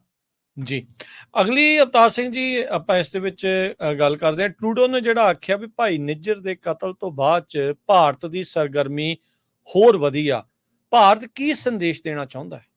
ਹਾਂਜੀ, ਭਾਰਤ ਨੇ, ਆਪਾਂ ਕਿਹਾ ਵੀ RCMP ਨੇ ਵੀ ਇਹੀ ਕਿਹਾ ਵੀ ਭਾਈ ਨਿੱਜਰ ਦੇ ਕਤਲ ਤੋਂ ਬਾਅਦ ਉਹਨਾਂ ਨੇ ਜਦੋਂ ਦੋਸ਼ ਲੱਗੇ ਤਾਂ ਕਿ ਵੀ ਡੋਂਟ ਕੇਅਰ ਅਬਾਊਟ ਯੂ। ਸੋ ਉਸ ਤੋਂ ਬਾਅਦ ਤੁਸੀਂ ਦੇਖੋ ਬਹੁਤ ਸਾਰੀਆਂ ਕੈਨੇਡਾ ਵਿੱਚ ਆਈਆਂ ਹੈਗੀਆਂ, ਫਰੌਤੀ ਦੀਆਂ ਕਾਲਾਂ ਆਈਆਂ, ਬਹੁਤ ਸਾਰੀਆਂ, ਇੱਕ ਦੋ ਜਗ੍ਹਾ ਗੋਲੀਆਂ ਚੱਲੀਆਂ ਨੇ। ਸੋ ਕੁਝ ਬੰਦੇ ਫੜੇ ਵੀ ਗਏ ਨੇ। ਤੁਸੀਂ ਦੇਖੋ ਵੀ ਜਿਹੜੇ 4 ਬੰਦੇ ਫੜੇ ਗਏ ਹੈਗੇ ਆ ਭਾਈ ਨਿੱਜਰ ਦੇ ਕੇਸ ਵਿੱਚ, ਜਾਂ ਭਾਈ ਖੇਲਾ ਨੂੰ ਜਿਹੜਾ ਕਤਲ ਕਰਨ ਦੇ ਕੇਸ ਵਿੱਚ ਵੀ 4 ਬੰਦੇ ਫੜੇ ਗਏ ਹੈਗੇ ਆ, ਜਿਹੜੇ ਕਿ ਸੈਕੰਡ ਇਨ ਲਾਈਨ ਸੀਗੇ ਭਾਈ ਨਿੱਜਰ ਤੋਂ ਬਾਅਦ ਨਾ। ਸੋ ਉਹ ਵੀ ਨੀਅਰਲੀ ਉਹ ਕਤਲ ਕਰਨ ਵਾਲੇ ਹੀ ਸੀ ਜਦੋਂ ਫੜ ਲਏ ਗਏ ਹੋਏ ਜਿਹੜੇ 4 ਬੰਦੇ ਫੜੇ। ਇਟ ਮੀਨਸ ਲਗਾਤਾਰ ਉਹਨਾਂ ਦੀਆਂ ਸਰਗਰਮੀਆਂ ਜਾਰੀ ਰਹਿ ਰਹੀਆਂ ਸੀਗੀਆਂ। ਬਹੁਤ ਸਾਰੀਆਂ ਫਰੌਤੀਆਂ ਦੇ ਵੀ ਆਈਆਂ, ਕੁਝ ਘਰਾਂ ਤੇ ਵੀ ਲਗਾਤਾਰ ਗੋਲੀਆਂ ਚੱਲੀਆਂ, ਜਿਨ੍ਹਾਂ ਨੂੰ ਕਿ ਗੈਂਗਸਟਰਾਂ ਦੀ ਆਪਸੀ ਗੋਲਾਬਾਰੀ ਦਾ ਨਾਂ ਦੇ ਕੇ ਭਾਰਤ ਸਰਕਾਰ ਨੇ ਰਿਫਿਊਟ ਕਰਨ ਦੀ ਕੋਸ਼ਿਸ਼ ਕਰੀ ਆ। ਸੋ ਜਸਟਿਨ ਟਰੂਡੋ ਦਾ ਇਹ ਕਹਿਣਾ ਵੀ ਲਗਾਤਾਰ ਇੰਟੀਮੀਡੇਸ਼ਨ ਹੋ ਰਹੀ ਹੈਗੀ ਆ, ਜਿਹੜਾ ਕੁਰਿਸਿਵ ਬਿਹੇਵੀਅਰ ਆ, ਮੀਨਸ ਡਰਾ ਧਮਕਾ ਕੇ ਇਨਫੋਰਮੇਸ਼ਨ ਗੈਦਰਿੰਗ ਆ ਜਿਹੜੀ ਉਹ ਕੀਤੀ ਜਾ ਰਹੀ ਹੈ। ਸਾਊਥ ਏਸ਼ੀਅਨ ਕਮਿਊਨਿਟੀ ਭਾਵ ਸਿੱਖਾਂ ਨੂੰ ਖਾਸ ਤਰ੍ਹਾਂ ਨਾਲ ਇੰਟੀਮੀਡੇਟ ਕਰਨ ਦੀ ਕੋਸ਼ਿਸ਼ ਕੀਤੀ ਜਾ ਰਹੀ ਹੈ। ਉਹ ਕਹਿੰਦੇ ਵੀ ਇਹ ਰੈਗੂਲਰਲੀ ਚੱਲ ਰਿਹਾ, ਸਾਡੇ ਵੱਲੋਂ ਪਾਰਲੀਮੈਂਟ ਵਿੱਚ ਆਵਾਜ਼ ਉਠਾਏ ਜਾਣ ਤੋਂ ਬਾਅਦ ਵੀ ਇਹ ਸਾਰਾ ਕੁਝ ਹੈ ਜਿਹੜਾ ਰੈਗੂਲਰਲੀ ਚੱਲਦਾ ਰਿਹਾ। ਸੋ ਭਾਰਤ ਸਰਕਾਰ ਆ ਜਿਹੜਾ ਇਹ ਲਗਾਤਾਰ ਇੱਕ ਅਗਰੈਸਿਵ ਜਿਹੜੀ ਫੋਰਨ ਪਾਲਿਸੀ ਆ ਉਹਦੇ ਤੇ ਚੱਲ ਰਹੀ ਹੈਗੀ ਆ ਵੀ ਅਸੀਂ ਕੁਝ ਵੀ ਕਰ ਸਕਦੇ ਹੈਗੇ ਹਨਾ। ਸੋ ਉਹਨਾਂ ਨੂੰ ਲੱਗਦਾ ਵੀ ਅਸੀਂ ਕਿਸੇ ਵੀ ਮੁਲਕ ਵਿੱਚ ਜਾ ਕੇ ਕਿਸੇ ਵੀ ਬੰਦੇ ਨੂੰ ਜਿਹੜਾ ਇਸ ਤਰ੍ਹਾਂ ਕਤਲ ਕਰ ਸਕਦੇ ਹਾਂ, ਔਰ ਬੜਾ ਕਿਉਂਕਿ ਸਾਡੇ ਕੋਲ ਜਿਹੜੀ ਡਿਪਲੋਮੈਟਿਕ ਕੰਪਿਊਨਿਟੀ ਹੈਗੀ ਆ ਵੀ ਅਸੀਂ ਉਹਦੇ ਆਧਾਰ ਤੇ ਜਿਹੜਾ ਬਚ ਸਕਦੇ ਹਾਂ। ਸੋ ਉਹਨਾਂ ਨੇ ਕ੍ਰਿਮੀਨਲ ਗੈਂਗਸ ਨੂੰ ਜਿਸ ਤਰ੍ਹਾਂ ਵਿਸਥਾਰ ਦਿੱਤਾ ਹੈ। ਸੋ ਬੰਬੇ ਵਿੱਚ ਆਪਾਂ ਦੇਖ ਸਕਦੇ ਹਾਂ ਇੱਕ ਬਹੁਤ ਵੱਡੇ ਮੁਸਲਮਾਨ ਆਗੂ ਦਾ ਕਤਲ ਹੋਇਆ। ਹੁਣ ਉਹ ਜਿਹੜਾ ਬੰਦੇ ਦਾ ਨਾਂ ਲਾਇਆ ਜਾ ਰਿਹਾ, ਸੱਚ ਲਾਰੈਂਸ ਬਿਸ਼ਨੋਈ ਇੰਨਾ ਦਲੇਰ ਬੰਦਾ ਨਹੀਂ ਹੈ, ਉਹ ਬੜਾ ਪੋਲਾਈਟ ਤੇ ਇੱਕ ਪੜ੍ਹਿਆ ਲਿਖਿਆ ਨੌਜਵਾਨ। ਠੀਕ ਆ, ਉਹ ਕ੍ਰਾਈਮ ਦੀ ਦੁਨੀਆ ਵਿੱਚ ਆ ਗਿਆ, ਪਰ ਹੁਣ ਉਹਨੂੰ ਜਿਹੜਾ ਇੱਕ ਬਹੁਤ ਵੱਡਾ ਬਣਾ ਕੇ ਪੇਸ਼ ਕੀਤਾ ਜਾ ਰਿਹਾ, ਉਹ ਵੀ ਭਾਰਤ ਸਰਕਾਰ ਦੀ ਪਾਲਿਸੀ ਉਹ ਆ। He is not that capable ਵੀ ਉਹ ਹਿੱਟ ਕਰੇ ਵਿਦੇਸ਼ਾਂ ਵਿੱਚ ਜਾ ਕੇ, ਜਾਂ ਇਵਨ ਬੰਬੇ ਵਾਲਾ ਕਤਲ ਵੀ ਉਹ ਨਹੀਂ ਕਰਵਾ ਸਕਦਾ। ਕਰਵਾਇਆ ਸਰਕਾਰ ਨਹੀਂ ਹੈ, ਕਿਉਂਕਿ ਉਹ ਚੁਣ ਕੇ ਮੁਸਲਿਮ ਪੋਲੀਟੀਕਲ ਲੀਡਰਸ ਨੂੰ ਸਾਫ਼ ਕਰ ਰਹੀ ਹੈ। ਯੂਪੀ ਵਿੱਚ ਕਈ ਸਾਰੇ ਜਿਹੜੇ ਹੈਗੇ ਆ, ਅਤੀਕ ਖਾਨ ਤੇ ਦੂਸਰੇ ਹੈਗੇ, ਉਹ ਕਤਲ ਕਰ ਦਿੱਤੇ ਗਏ, ਕੈਮਰਿਆਂ ਦੇ ਮੋਹਰੇ ਹੀ ਮਾਰਤੇ ਸੀ। ਹਾਂ, ਵੀ ਹੁਣ ਸਾਰੇ ਤੁਸੀਂ ਦੇਖੋ ਵੀ ਇਹ ਸਾਰਾ ਕੁਝ ਜਿਹੜਾ ਹੋ ਰਿਹਾ। ਸੋ ਲਾਰੈਂਸ ਬਿਸ਼ਨੋਈ ਨੂੰ ਇਹ ਕਹਿਣਾ ਵੀ ਉਹ UK ਜਾਂ ਈਵਨ ਕੈਨੇਡਾ ਤੱਕ ਉਹ ਹੋ ਗਿਆ, ਅਸਲ 'ਚ ਸਰਕਾਰਾਂ ਦੇ ਆਪਣੇ ਹੀ ਜਿਹੜੇ ਉਹਨਾਂ ਨੇ ਗੁੰਡੇ ਪਾਲੇ ਹੁੰਦੇ ਆ ਉਹੀ ਨੇ, ਸਰਕਾਰਾਂ ਦੀਆਂ ਡਿਪਲੋਮੈਟਸ ਦੀਆਂ ਹਦਾਇਤਾਂ ਤੇ ਉਹ ਕੰਮ ਕਰ ਰਹੇ ਹੈਗੇ ਨੇ। ਸੋ ਇਹ ਜਿਹੜਾ ਜਸਟਿਨ ਟਰੂਡੋ ਨੇ ਇਹ ਕਿਹਾ ਹੈਗਾ ਵੀ ਉਹ they are regularly trying to intimidate Sikh community। ਸੋ ਉਹਦੇ ਵਿੱਚ ਕਾਫੀ ਵਜ਼ਨ ਹੈ। ਈਵਨ ਵਿਦੇਸ਼ ਮੰਤਰੀ ਜੋਲੀ ਮੈਲਿਨ ਨੇ ਵੀ ਕਿਹਾ ਵੀ it is a question of principle, we need to send a strong message to India and other democracies that you cannot kill on our soil, our citizens on our soil। ਸੋ ਇਸ ਤਰ੍ਹਾਂ ਦਾ ਜਿਹੜਾ ਉਹਨਾਂ ਨੇ ਵੀ, ਕਿਉਂਕਿ ਜਸਟਿਨ ਟਰੂਡੋ ਦੇ ਨਾਲ ਹੀ ਉਹ ਆਏ ਹੋਏ ਸੀਗੇ ਮਿਨਿਸਟਰ ਆਫ ਹੋਮਲੈਂਡ ਸਿਕਿਉਰਿਟੀ ਤੇ ਵਿਦੇਸ਼ ਮੰਤਰੀ ਜਿਹੜੇ ਆਏ ਹੋਏ ਸੀ। ਸੋ ਜਸਟਿਨ ਟਰੂਡੋ ਦੇ ਇਹਨਾਂ ਆਪਾਂ ਕਹਿ ਸਕਦੇ ਹਾਂ ਵੀ ਵਿਚਾਰਾਂ ਵਿੱਚ ਵਜ਼ਨ ਹੈ ਵੀ ਲਗਾਤਾਰ ਇੰਡੀਆ ਜਿਹੜਾ ਇੰਟੀਮੀਡੇਟ ਕਰ ਰਿਹਾ, ਔਰ ਉਹ ਇੱਕ ਤਰ੍ਹਾਂ ਨਾਲ ਆਪਣੀ ਜਿਹੜੀ ਲੋਕਲ ਪਾਲਿਸੀ ਹੈ ਇੰਡੀਆ ਦੀ, ਜਿਹਦੇ ਵਿੱਚ ਉਹ ਕਹਿੰਦੇ ਵੀ ਅਸੀਂ ਘੁਸ ਕੇ ਮਾਰਾਂਗੇ, ਸੋ ਉਹ ਰਬਾਊਸਟ ਜਿਹੜਾ ਆਪਣੇ ਆਮ ਇਲੈਕਟੋਰੇਟਸ ਨੂੰ ਹੁਣ ਇਹ ਦੋਸ਼ ਲਾ ਰਹੇ ਆ ਵੀ ਜਸਟਿਨ ਟਰੂਡੋ ਵੋਟਾਂ ਦੀ ਰਾਜਨੀਤੀ ਕਰ ਰਿਹਾ। ਸੋ ਵੋਟਾਂ ਦੀ ਰਾਜਨੀਤੀ ਤਾਂ ਭਾਰਤ ਵੀ ਕਰ ਰਿਹਾ। ਸਿੱਖਾਂ ਦਾ ਕਤਲ ਸਿਰਫ ਹਿੰਦੂ ਵੋਟਰਾਂ ਨੂੰ ਇਹ ਸੰਦੇਸ਼ ਦੇਣ ਲਈ ਵੀ ਅਸੀਂ ਕਿਸੇ ਵੀ ਜਾ ਕੇ ਮਾਰ ਸਕਦੇ ਹੈਗੇ ਆ। ਹੁਣ ਜਿਹੜੀ ਵੋਟਾਂ ਦੀ ਰਾਜਨੀਤੀ ਹੈ, ਜਿਹੜੇ ਸਿੱਖ ਬੰਦਿਆਂ ਨੂੰ ਨਹੀਂ ਛੱਡਿਆ ਜਾ ਰਿਹਾ ਆਪਣੀਆਂ ਕੈਦਾਂ ਪੂਰੀਆਂ ਕਰਨ ਦੇ ਬਾਵਜੂਦ ਵੀ, ਉਹ ਵੀ ਤਾਂ ਵੋਟਾਂ ਦੀ ਰਾਜਨੀਤੀ ਦਾ ਸ਼ਿਕਾਰ ਨੇ। ਉਹਨਾਂ ਨੇ ਕਾਨੂੰਨ ਅਨੁਸਾਰ ਆਪਣੀ ਸਜ਼ਾ ਪੂਰੀ ਕਰ ਰਹੀ ਆ। ਸਿਰਫ ਇਹ ਵੀ ਹਿੰਦੂ ਵੋਟਰਾਂ ਨੂੰ ਇਹ ਦੱਸਣ ਲਈ ਵੀ ਅਸੀਂ ਸਿੱਖਾਂ ਦੀ ਖੁੰਮ ਠੱਪੀ ਹੋਈ ਆ, ਉਹ ਸਿਰਫ ਵੋਟਰਾਂ ਨੂੰ ਖੁਸ਼ ਕਰਨ ਲਈ ਉਹਨਾਂ ਸਿੰਘਾਂ ਨੂੰ ਰਿਹਾ ਨਹੀਂ ਕੀਤਾ ਜਾ ਰਿਹਾ ਹਨ। ਸੋ ਇਸ ਲਈ ਵੋਟ ਰਾਜਨੀਤੀ ਹਰੇਕ ਪੋਲੀਟੀਸ਼ੀਅਨ ਕਰਦਾ ਹੈ, ਪਰ ਜੇ ਤੁਸੀਂ ਆਪਣੇ ਅਲਾਈਜ਼ ਦੇ ਘਰ ਜਾ ਕੇ, ਅਮਰੀਕਾ ਕੈਨੇਡਾ ਇਹੀ ਕਹਿੰਦੇ ਆ ਵੀ ਜਿੱਥੇ ਡੈਮੋਕ੍ਰੈਟਿਕ ਵੇ ਨਾਲ ਅਸੀਂ ਕਿਸੇ ਨੂੰ ਫੜ ਸਕਦੇ ਆ ਜਾਂ ਪ੍ਰੋਸੀਕਿਊਟ ਕਰ ਸਕਦੇ ਆ, ਅਸੀਂ ਉੱਥੇ ਜਾ ਕੇ ਬੰਦੇ ਨਹੀਂ ਮਾਰਦੇ। ਅਸੀਂ ਅਫਗਾਨਿਸਤਾਨ ਚ, ਈਰਾਨ ਚ, ਉਹਨਾਂ ਥਾਵਾਂ ਤੇ ਜਿੱਥੇ ਡਿਪਲੋਮੈਟਿਕ ਜਿਹੜੀ ਇੰਟਰੈਕਸ਼ਨ ਸੰਭਵ ਨਹੀਂ ਹੈਗੀ, ਜੇ ਬੰਦਾ ਮਾਰਨਾ ਹੋਵੇ ਅਸੀਂ ਉੱਥੇ ਹੀ ਮਾਰਦੇ ਹੈਗੇ ਆ। ਪਰ ਇਹ ਆਪਣੇ ਅਲਾਈਜ਼, ਹਾਲਾਂਕਿ ਬਹੁਤ ਨੇੜਲੇ ਅਲਾਈ ਰਹੇ ਆ ਭਾਰਤ ਤੇ ਅਮਰੀਕਾ ਤੇ ਵੈਸਟਰਨ ਕੰਟਰੀਜ਼, ਪਰ ਇਹ ਕਰ ਜਾਣਾ ਸਾਰਾ ਸਾਨੂੰ ਲੱਗਦਾ ਕਾਫੀ ਦੁਖਦਾਈ ਆ ਭਾਰਤ ਵਾਲੇ ਪੱਖ ਤੋਂ। ਜੀ ਜੀ ਅੱਗੇ ਵਧਦੇ ਜਾਈਏ ਅਵਤਾਰ ਸਿੰਘ ਜੀ, ਸਿੱਖ ਕੈਨੇਡੀਅਨਸ ਬਾਰੇ ਪੱਛਮ ਦੀ ਜਿਹੜੀ ਫਿਕਰਮੰਦੀ ਆ, ਇਹ ਕੀ ਸੰਦੇਸ਼ ਦਿੰਦੀ ਆ? ਹਾਂ, ਸਿੱਖ ਕੈਨੇਡੀਅਨਸ ਬਾਰੇ ਪੱਛਮ ਦੀ ਫਿਕਰਮੰਦੀ ਇੱਕ ਤਾਂ ਪੋਜ਼ਿਟਿਵ ਆ ਵੀ ਅਸੀਂ ਆਪਣਾ ਜਿਹੜਾ ਕੇਸ ਆ ਡਿਪਲੋਮੈਟਿਕਲੀ ਪੇਸ਼ ਕਰਨ ਵਿੱਚ ਕਾਫੀ ਹੱਦ ਤੱਕ ਜਿੱਦਾਂ ਸਫਲ ਹੋਏ ਆ। ਸੋ 40 ਸਾਲਾਂ ਦੇ ਸੰਘਰਸ਼ ਤੋਂ ਬਾਅਦ ਸਿੱਖ ਇੱਕ ਨੇਸ਼ਨ ਦੇ ਤੌਰ ਤੇ ਰੈਕਗਨਾਈਜ਼ ਹੋਇਆ। ਸੋ ਉਸ ਨੇਸ਼ਨ ਤੇ ਕਿੰਨਾ ਤਸ਼ੱਦਦ ਹੋਇਆ, ਉਸ ਨੇਸ਼ਨ ਦੀਆਂ ਕਿੰਨੀਆਂ ਐਸਪੀਰੇਸ਼ਨਸ ਨੇ, ਕੀ ਉਹਨਾਂ ਦੀ ਪੋਲੀਟੀਕਲ ਹਿਸਟਰੀ ਆ, ਉਹਨਾਂ ਦੀ ਲੈਂਗੁਏਜ, ਉਹਨਾਂ ਦਾ ਰਿਲੀਜਨ, ਉਹਨਾਂ ਦੀ ਜਿਹੜੀ ਹਿਸਟੋਰੀਕਲ ਲੈਗੇਸੀ ਆ, ਉਹਦੇ ਆਧਾਰ ਤੇ ਉਹਨਾਂ ਦੀ ਜਿਹੜੀ ਯੂਨੀਕਨੈਸ ਆ, ਉਹ ਸਾਰੀ ਸਿੱਖਾਂ ਦੀ ਯੂਨੀਕਨੈਸ ਨੂੰ ਆਪਾਂ ਇੰਟਰਨੈਸ਼ਨਲ ਮੀਡੀਆ ਵਿੱਚ, ਇੰਟਰਨੈਸ਼ਨਲ ਐਕੈਡਮੀਆ ਵਿੱਚ ਆ ਜਿਹੜਾ ਉਹ ਇੱਕ ਤਰ੍ਹਾਂ ਨਾਲ ਸਥਾਪਿਤ ਕਰਨ ਵਿੱਚ ਸਫਲ ਹੋਇਆ। ਇਸੇ ਕਰਕੇ ਅੱਜ ਜਿਹੜਾ ਵੈਸਟਰਨ ਕੰਟਰੀਜ਼ ਹੈਗੀ ਆ, ਸਿੱਖਾਂ ਨੂੰ ਇੱਕ ਚੰਗੇ ਸਾਥੀ ਦੇ ਤੌਰ ਤੇ, ਚੰਗੇ ਅਲਾਈ ਦੇ ਤੌਰ ਤੇ, ਜਾਂ ਭਵਿੱਖ ਵਿੱਚ ਬਣਨ ਵਾਲੇ ਇੱਕ ਵਫਾਦਾਰ ਅਲਾਈ ਦੇ ਤੌਰ ਤੇ ਦੇਖਣ ਲੱਗਿਆ। ਸੋ ਹਲੇ ਬਹੁਤ ਇਨੀਸ਼ੀਅਲ ਸਟੈਪਸ ਨੇ ਇਹ, ਸੋ ਇਹ ਪਹਿਲੇ ਬੇਬੀ ਸਟੈਪਸ ਨੇ। ਬਹੁਤ ਵਾਰੀ ਹੁੰਦਾ ਡਿਪਲੋਮੇਸੀ ਤੁਹਾਡੇ ਬਹੁਤ ਨੇੜੇ ਆ ਕੇ, ਜਿਹੜੀ ਸਫਲਤਾ ਬਹੁਤ ਨੇੜੇ ਆ ਕੇ ਫਿਰ ਦੂਰ ਚਲੀ ਜਾਂਦੀ ਹੁੰਦੀ ਆ।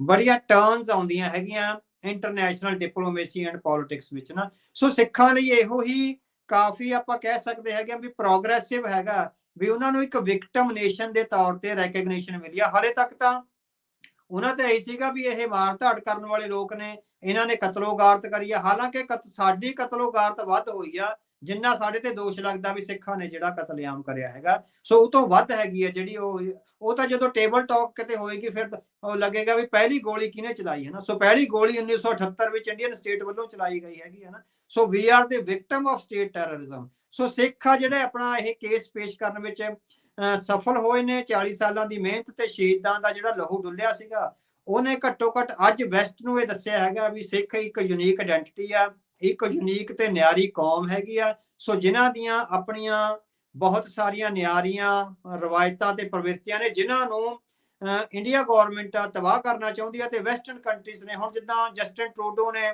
ਉਹਨਾਂ ਦਾ ਲਿਖਤੀ ਬਿਆਨ ਵੀ ਆ, ਈਵਨ ਵਿਦੇਸ਼ ਮੰਤਰੀ ਦਾ ਵੀ ਬਿਆਨ ਹੈਗਾ। ਸੋ ਉਹਨਾਂ ਨੇ ਲਗਾਤਾਰ ਕਿਹਾ ਵੀ ਜਿਹੜੀ south Asian community specially Sikhs ਆ, ਅਸੀਂ ਉਹਨਾਂ ਦੀ ਸੇਫਟੀ ਐਂਡ ਸਿਕਿਉਰਿਟੀ ਲਈ ਬਹੁਤ ਵੱਡੀ ਤਰ੍ਹਾਂ ਨਾਲ ਕੰਸਰਨਡ ਹੈਗੇ ਆ। ਸੋ ਸਿੱਖਾਂ ਲਈ ਹਾਲ ਦੀ ਘੜੀ ਇਹੋ ਹੀ ਆ ਵੀ ਉਹਨਾਂ ਨੂੰ ਰੈਕਗਨਾਈਜ਼ ਕੀਤਾ ਗਿਆ ਐਜ਼ ਏ ਨੇਸ਼ਨ ਤੇ ਯੂਨੀਕ ਜਿਹੜੀ ਹੈਗੀ ਕਮਿਊਨਿਟੀ ਦੇ ਤੌਰ ਤੇ। ਇਹ ਬਹੁਤ ਇਸ ਟਾਈਮ ਫਲੂਇਡ ਸਿਚੁਏਸ਼ਨ ਬਣੀ ਆ ਅਵਤਾਰ ਸਿੰਘ ਜੀ, ਵੀ ਰੋਜ਼ ਰੋਜ਼ਾਨਾ ਘੰਟਿਆਂ ਬੱਧੀ ਐਵਰੀਡੇ ਕੁਛ ਨਾ ਕੁਛ ਇਸ ਦੇ ਵਿੱਚ ਨਵਾਂ ਜਿਹੜਾ ਉਹ ਜੁੜਦਾ ਜਿਹੜਾ ਉਹ ਜਾ ਰਿਹਾ ਆ। ਜਿਉਂ-ਜਿਉਂ ਆਪਾਂ ਗੱਲ ਕਰਦੇ ਹਾਂ, ਜਿਉਂ-ਜਿਉਂ ਤੁਸੀਂ ਸੁਣ ਰਹੇ ਆ, ਹੋ ਸਕਦਾ ਉਸ ਦੇ ਦਰਮਿਆਨ ਵੀ ਕੁਛ ਜਿਹੜੀਆਂ ਗੱਲਾਂ ਹੋਰ ਨਵੀਆਂ ਐਡ ਹੋ ਗਈਆਂ, ਪਰ ਜਿੰਨੀਆਂ ਕੁ ਆਪਾਂ ਨੂੰ ਪਤਾ ਆਪਾਂ ਉਹਦੇ ਹਿਸਾਬ ਦੇ ਨਾਲ ਲਗਾਤਾਰ ਅੱਗੇ ਗੱਲ ਨੂੰ ਵਧਾਉਂਦੇ ਚੱਲਦੇ ਹਾਂ। ਭਾਰਤ ਤੇ ਆਰਥਿਕ ਪਾਬੰਦੀਆਂ ਲਾਉਣ ਦੀ ਗੱਲ ਚੱਲੀ। ਰਿਪੁਦਮਨ ਮਲਿਕ ਦੇ ਜਿਹੜੇ ਆ ਕਤਲ ਦੇ ਬਾਰੇ ਵੀ ਸਵਾਲ ਹੋਇਆ ਸੀ, ਉਸ ਦੇ ਉੱਤੇ ਕੋਈ ਸਪਸ਼ਟਤਾ ਜਿਹੜੀ ਆ ਉਹ ਨਹੀਂ ਦਿੱਤੀ ਗਈ। ਇਸ ਤੇ ਕੀ ਕਾਰਨ? ਹਾਂਜੀ। ਸੋ ਕਿਉਂਕਿ ਤੁਸੀਂ ਦੇਖੋ CBC ਨੇ ਮੇਰੇ ਖਿਆਲ ਪਿਛਲੇ ਸਾਲ ਹੀ ਜਿਹੜੀ ਰਿਪੋਰਟ ਕੱਢੀ ਸੀ ਨਾ ਕਤਲੋਗਾਰਤਾਂ ਬਾਰੇ, ਉਹਦੇ ਵਿੱਚ ਰਿਪੁਦਮਨ ਸਿੰਘ ਮਲਿਕ ਦਾ ਕੇਸ ਵੀ ਕਵਰ ਕੀਤਾ ਗਿਆ ਸੀ। ਸੋ CBC ਦੇ ਪੱਤਰਕਾਰਾਂ ਨੇ ਦੱਸਿਆ ਸੀਗਾ ਵੀ ਉਹਨਾਂ ਦੀ ਰਿਪੁਦਮਨ ਸਿੰਘ ਮਲਿਕ ਦੀ ਆਪਣੇ ਮੌਤ ਵਾਲੇ ਦਿਨ ਕਿਸੇ ਅਮਰਜੀਤ ਸਿੰਘ ਨਾਂ ਦੇ ਭਾਰਤੀ ਡਿਪਲੋਮੈਟ ਨਾਲ ਮੀਟਿੰਗ ਸੀ 9:30 ਵਜੇ, ਹਨਾ। ਸੋ ਉਹਨਾਂ ਦੀ ਡਾਇਰੀ ਵਿੱਚ ਆ ਸਾਰਾ ਲਿਖਿਆ ਗਿਆ ਹੈਗਾ। ਉਹਨਾਂ ਦੀਆਂ ਕਾਲਸ ਆ ਜਿਹੜੀਆਂ ਵੀ ਇੰਡੀਆ ਦੇ ਨੰਬਰ ਤੋਂ ਕਾਲਸ ਆ ਰਹੀਆਂ ਸੀਗੀਆਂ, ਉਹਨਾਂ ਦੀ ਕਾਲ ਦਾ ਡਾਟਾ ਜਿਹੜਾ ਸਾਰਾ ਹੈਗਾ, ਹਨਾ। ਸੋ ਉਹਨਾਂ ਨੇ ਕਾਫੀ ਨੇੜੇ ਲੈ ਜਾਂਦਾ ਸੀਗਾ ਵੀ ਇਹਦੇ ਵਿੱਚ ਵੀ ਇੰਡੀਆ ਗਵਰਨਮੈਂਟ ਇਨਵੋਲਵ ਹੋ ਸਕਦੀ ਆ। ਵੀ ਉਹਨਾਂ ਦੀ ਮੀਟਿੰਗ ਤੋਂ ਅੱਧਾ ਘੰਟਾ ਪਹਿਲਾਂ ਜਿਹੜਾ ਉਹਨਾਂ ਦੇ ਘਰ ਦੇ ਬਾਹਰ ਆ ਜਿਹੜਾ ਕਤਲ ਹੋ ਗਿਆ।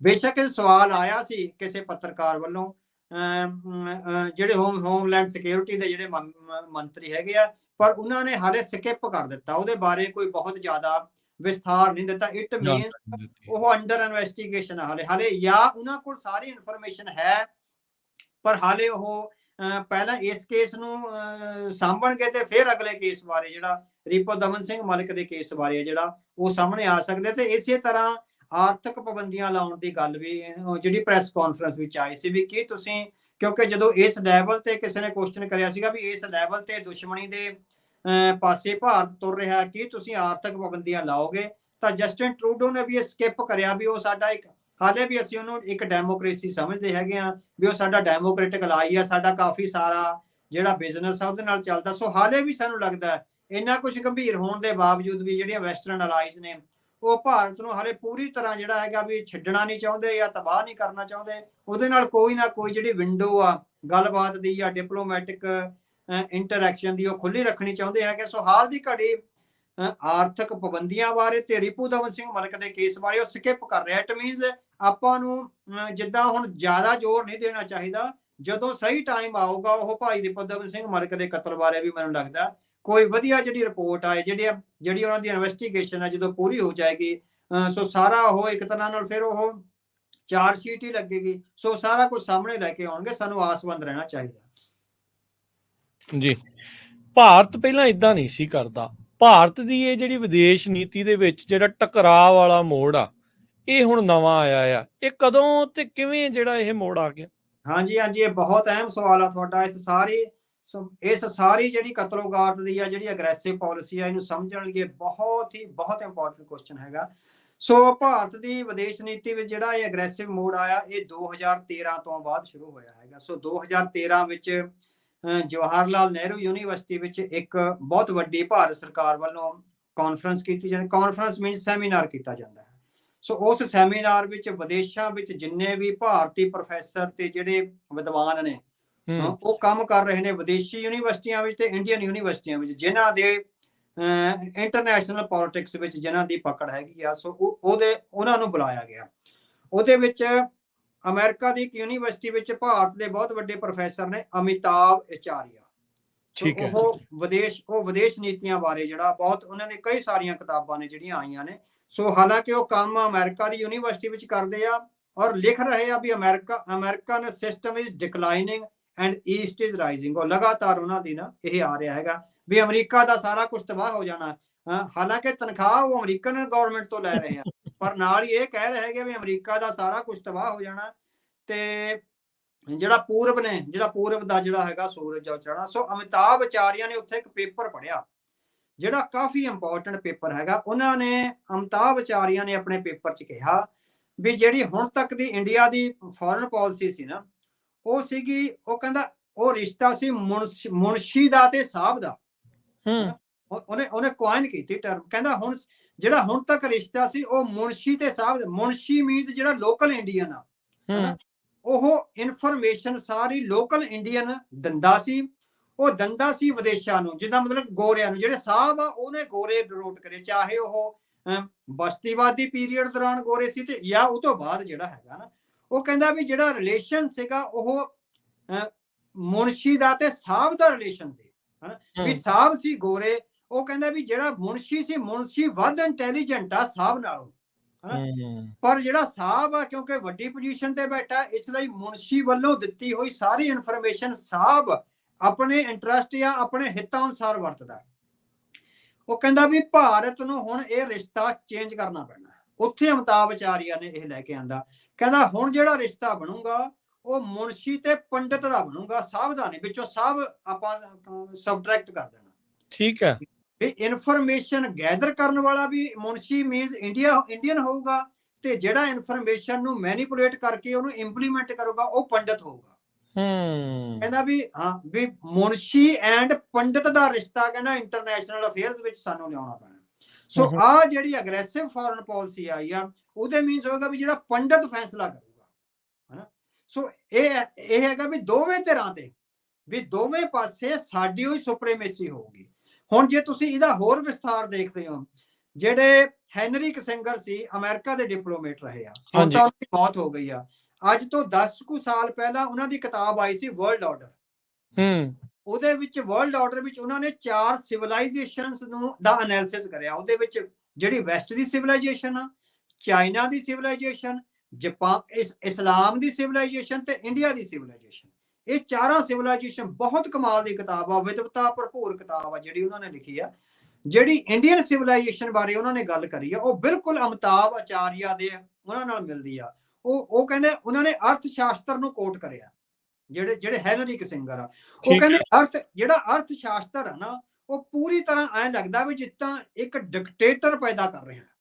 ਕਹਿੰਦਾ ਵੀ ਜਿਹੜੀ ਸਾਡੀ ਵੈਸਟਰਨ ਡੈਮੋਕ੍ਰੇਸੀ ਆ, ਅਸੀਂ ਉਹਦੇ ਵਿੱਚ ਸਾਰੀਆਂ ਜਿਹੜੀਆਂ ਨਾਲ ਦੀਆਂ ਧਿਰਾਂ ਨੇ ਉਹਨਾਂ ਨੂੰ ਇੱਕ ਰਿਸਪੈਕਟੇਬਲ ਥਾਂ ਦਿੰਦੇ ਹੈਗੇ ਆ।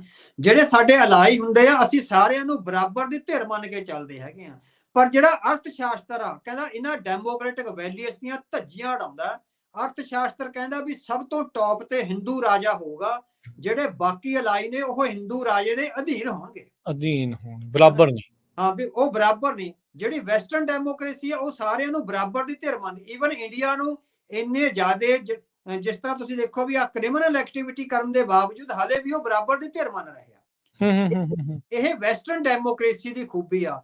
ਪਰ ਹੈਨਰੀ ਕਿਸਿੰਗਰ ਕਹਿੰਦਾ ਹੈਗਾ ਵੀ ਜਿਹੜਾ ਅਰਥ ਸ਼ਾਸਤਰ ਆ, ਅਰਥ ਸ਼ਾਸਤਰ ਵਿੱਚ ਰਾਜੇ ਨੂੰ ਔਰ ਹਿੰਦੂ ਰਾਜੇ ਨੂੰ, ਉਹ ਕਹਿੰਦਾ ਵੀ ਜੇ ਤੁਸੀਂ ਵੱਖ-ਵੱਖ ਰਾਜਿਆਂ ਨਾਲ ਸੁਲ੍ਹਾ ਸੰਧੀ ਵੀ ਕਰਨੀ ਆ, ਉਹਦੇ ਵਿੱਚ ਹਿੰਦੂ ਰਾਜਾ ਟੌਪ ਤੇ ਹੋਊਗਾ, ਬਾਕੀ ਸਾਰੇ ਉਹਦੇ ਸੈਕੰਡਰੀ ਹੋਣਗੇ। ਹਿੰਦੂ ਰਾਜਾ ਫੈਸਲੇ ਕਰੂਗਾ, ਹਿੰਦੂ ਰਾਜਾ ਹੀ ਡਿਕਟੇਟ ਕਰੂਗਾ ਵੀ ਤੁਸੀਂ ਕੀ ਪਾਲਿਸੀ ਲੈਣੀ ਆ, ਕਿੱਧਰ ਜਾਣਾ, ਕਿਹਨੂੰ ਮਾਰਨਾ, ਕਿਹਨੂੰ ਛੱਡਣਾ। ਸੋ ਹੈਨਰੀ ਕਿਸਿੰਗਰ ਦੀ ਜਿਹੜੀ ਉਹਨੇ ਲਗਭਗ 150 ਸਫਾ ਲਿਖਿਆ ਇੰਡੀਅਨ ਸਿਵਲਾਈਜੇਸ਼ਨ ਬਾਰੇ, ਔਰ ਅਰਥ ਸ਼ਾਸਤਰ ਨੂੰ ਬਹੁਤ ਡੀਪਲੀ ਐਨਾਲਿਸਿਸ ਕਰਕੇ ਹੈਨਰੀ ਕਿਸਿੰਗਰ ਨੇ ਕੋਟ ਕਰਿਆ। ਉਹ ਕਹਿੰਦਾ ਵੀ ਜਿਹੜੀਆਂ ਡੈਮੋਕ੍ਰੈਟਿਕ ਵੈਲਿਊਜ਼ ਆ ਵੈਸਟਰਨ ਡੈਮੋਕ੍ਰੇਸੀ ਦੀਆਂ, ਜਿਹੜਾ ਅਰਥ ਸ਼ਾਸਤਰ ਆ ਉਹਦੇ ਨੇੜੇ ਤੇੜੇ ਵੀ ਨਹੀਂ ਖੜਦਾ, ਉਹ ਪੂਰੀ ਤਰ੍ਹਾਂ ਇੱਕ ਡਿਕਟੇਟਰ ਸਿਰਜ ਰਿਹਾ ਹੈਗਾ। ਸੋ ਹੁਣ ਤੁਸੀਂ ਦੇਖੋ ਵੀ ਤੇ ਅਮਿਤਾਭ ਆਚਾਰੀਆ ਦਾ ਕਹਿਣਾ ਵੀ ਮੁਨਸ਼ੀ ਤੇ ਪੰਡਤ ਦਾ ਜਿਹੜਾ ਰਿਲੇਸ਼ਨ ਆ ਉਹ ਆਏਗਾ। It means they are trying to create dictatorship in this democracy. So India ਦਾ ਜਿਹੜਾ ਅਗਰੈਸਿਵ ਫੋਰਨ ਪਾਲਿਸੀ ਹੈਗੀ ਆ, ਤਾਂ ਹੀ ਤੁਸੀਂ ਦੇਖੋ ਵੀ ਉਹਨਾਂ ਦੇ ਪੁਤਿਨ ਨਾਲ ਸੰਬੰਧ ਨਜ਼ਰ ਆਉਂਦੇ ਆ, ਉਹਨਾਂ ਦੇ ਚਾਈਨਾ ਨਾਲ ਵੀ ਕਿਤੇ ਕਿਤੇ ਸੰਬੰਧ ਨਜ਼ਰ। ਬੇਸ਼ੱਕ ਚਾਈਨਾ ਨਾਲ ਉਹਨਾਂ ਦਾ ਬਾਰਡਰ ਡਿਸਪਿਊਟ ਆ, ਪਰ ਫਿਰ ਵੀ ਜਿਹੜਾ ਤਾਨਾਸ਼ਾਹੀ ਆ, ਤਾਨਾਸ਼ਾਹਾਂ ਨਾਲ ਉਹਨਾਂ ਦੇ ਸੰਬੰਧ ਆ ਜਿਹੜੇ ਨਜ਼ਰ ਆਉਂਦੇ ਆ। ਸੋ ਅਰਥ ਸ਼ਾਸਤਰ ਜਿਹੜਾ ਕ੍ਰੀਏਟ ਕਰਦਾ ਉਹ ਡਿਕਟੇਟਰਸ਼ਿਪ ਕ੍ਰੀਏਟ ਕਰਦਾ। ਵੈਸਟਰਨ ਡੈਮੋਕ੍ਰੇਸੀ ਜਿਹੜੀਆਂ ਪੋਲਾਈਟ ਡੈਮੋਕ੍ਰੇਸੀਜ਼ ਨੇ, ਓਪਨ ਡੈਮੋਕ੍ਰੇਸੀਜ਼ ਨੇ, ਔਰ ਸਾਰੇ ਆਪਣੇ ਅਲਾਈਜ਼ ਨੂੰ ਬਰਾਬਰ ਦੀ ਧਿਰ ਮੰਨ ਕੇ ਉਹਨਾਂ ਦੀ ਇਮਾਨਦਾਰੀ ਤੇ ਸ਼ੱਕ ਨਹੀਂ ਕਰਦੀਆਂ। ਸੋ ਉਹਨਾਂ ਨੂੰ ਇੱਕ ਇਮਾਨਦਾਰ ਧਿਰ ਤੇ ਲੈਂਦੀ ਆ। ਪਰ ਅਰਥ ਸ਼ਾਸਤਰ ਆ ਕਿਸੇ ਵੀ ਅਲਾਈ ਨੂੰ ਇਮਾਨਦਾਰ ਨਹੀਂ ਮੰਨਦਾ। ਉਹ ਕਹਿੰਦਾ ਵੀ ਨਿਰਕੁੰਸ਼ ਰਾਜਾ, ਹਿੰਦੂ ਰਾਜਾ ਉੱਪਰ ਹੋਏਗਾ, ਉਹੀ ਸਾਰੇ ਫੈਸਲੇ ਕਰੇਗਾ, ਉਹ ਡਿਕਟੇਟ ਕਰੇਗਾ ਤੁਹਾਨੂੰ। ਹੁਣ ਅਮਿਤਾਭ ਆਚਾਰੀਆ 21st ਸੈਂਚੁਰੀ ਵਿੱਚ ਕਹਿ ਰਿਹਾ ਵੀ ਪੰਡਤ ਡਿਕਟੇਟ ਕਰੇਗਾ, ਜਿਹੜਾ ਇਨਫੋਰਮੇਸ਼ਨ ਗੈਦਰ ਕਰ ਰਿਹਾ ਮੁਨਸ਼ੀ ਜਿਹੜਾ ਹੈਗਾ ਉਹ ਜਿਹੜੀ ਇਨਫੋਰਮੇਸ਼ਨ ਟ੍ਰਾਂਸਫਰ ਕਰੇਗਾ ਪੰਡਤ ਨੂੰ। ਪੰਡਤ ਫਿਰ ਸਿੱਖਾਂ ਤੇ ਔਰ ਘੱਟ ਗਿਣਤੀਆਂ 'ਚ ਜਿਹੜੀ ਸਾਰੀ ਇਨਫੋਰਮੇਸ਼ਨ ਆ ਉਹ ਜਿਹੜਾ ਮੈਨੀਪੂਲੇਟ ਕਰੇਗਾ। ਸੋ ਇਹ ਫੋਰਨ ਪਾਲਿਸੀ ਵਿੱਚ 2013 ਦੇ ਉਸ ਸੈਮੀਨਾਰ ਤੋਂ ਬਾਅਦ ਆ ਜਿਹੜਾ ਇਹ ਜਿਹੜੀ ਹੈਗੀ ਆ ਬਹੁਤ ਵੱਡੀ ਟਵਿਸਟ ਹੈ ਜਿਹੜੀ ਆਈ ਆ।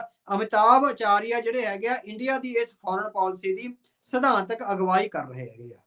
ਇਹ ਅਵਤਾਰ ਸਿੰਘ ਜੀ, ਇਹ ਜਿਹੜੀ ਇਸ ਟਾਈਮ ਮੋਦੀ ਸਰਕਾਰ ਆ ਉਸ ਦੇ ਦਰਮਿਆਨ ਹੀ ਇਹ ਜਿਹੜਾ ਸੈਮੀਨਾਰ, ਇਹ ਜਿਹੜਾ ਪੇਪਰ ਇਹਨਾਂ ਨੇ ਪੜ੍ਹਿਆ ਸੀਗਾ? ਹਾਂਜੀ।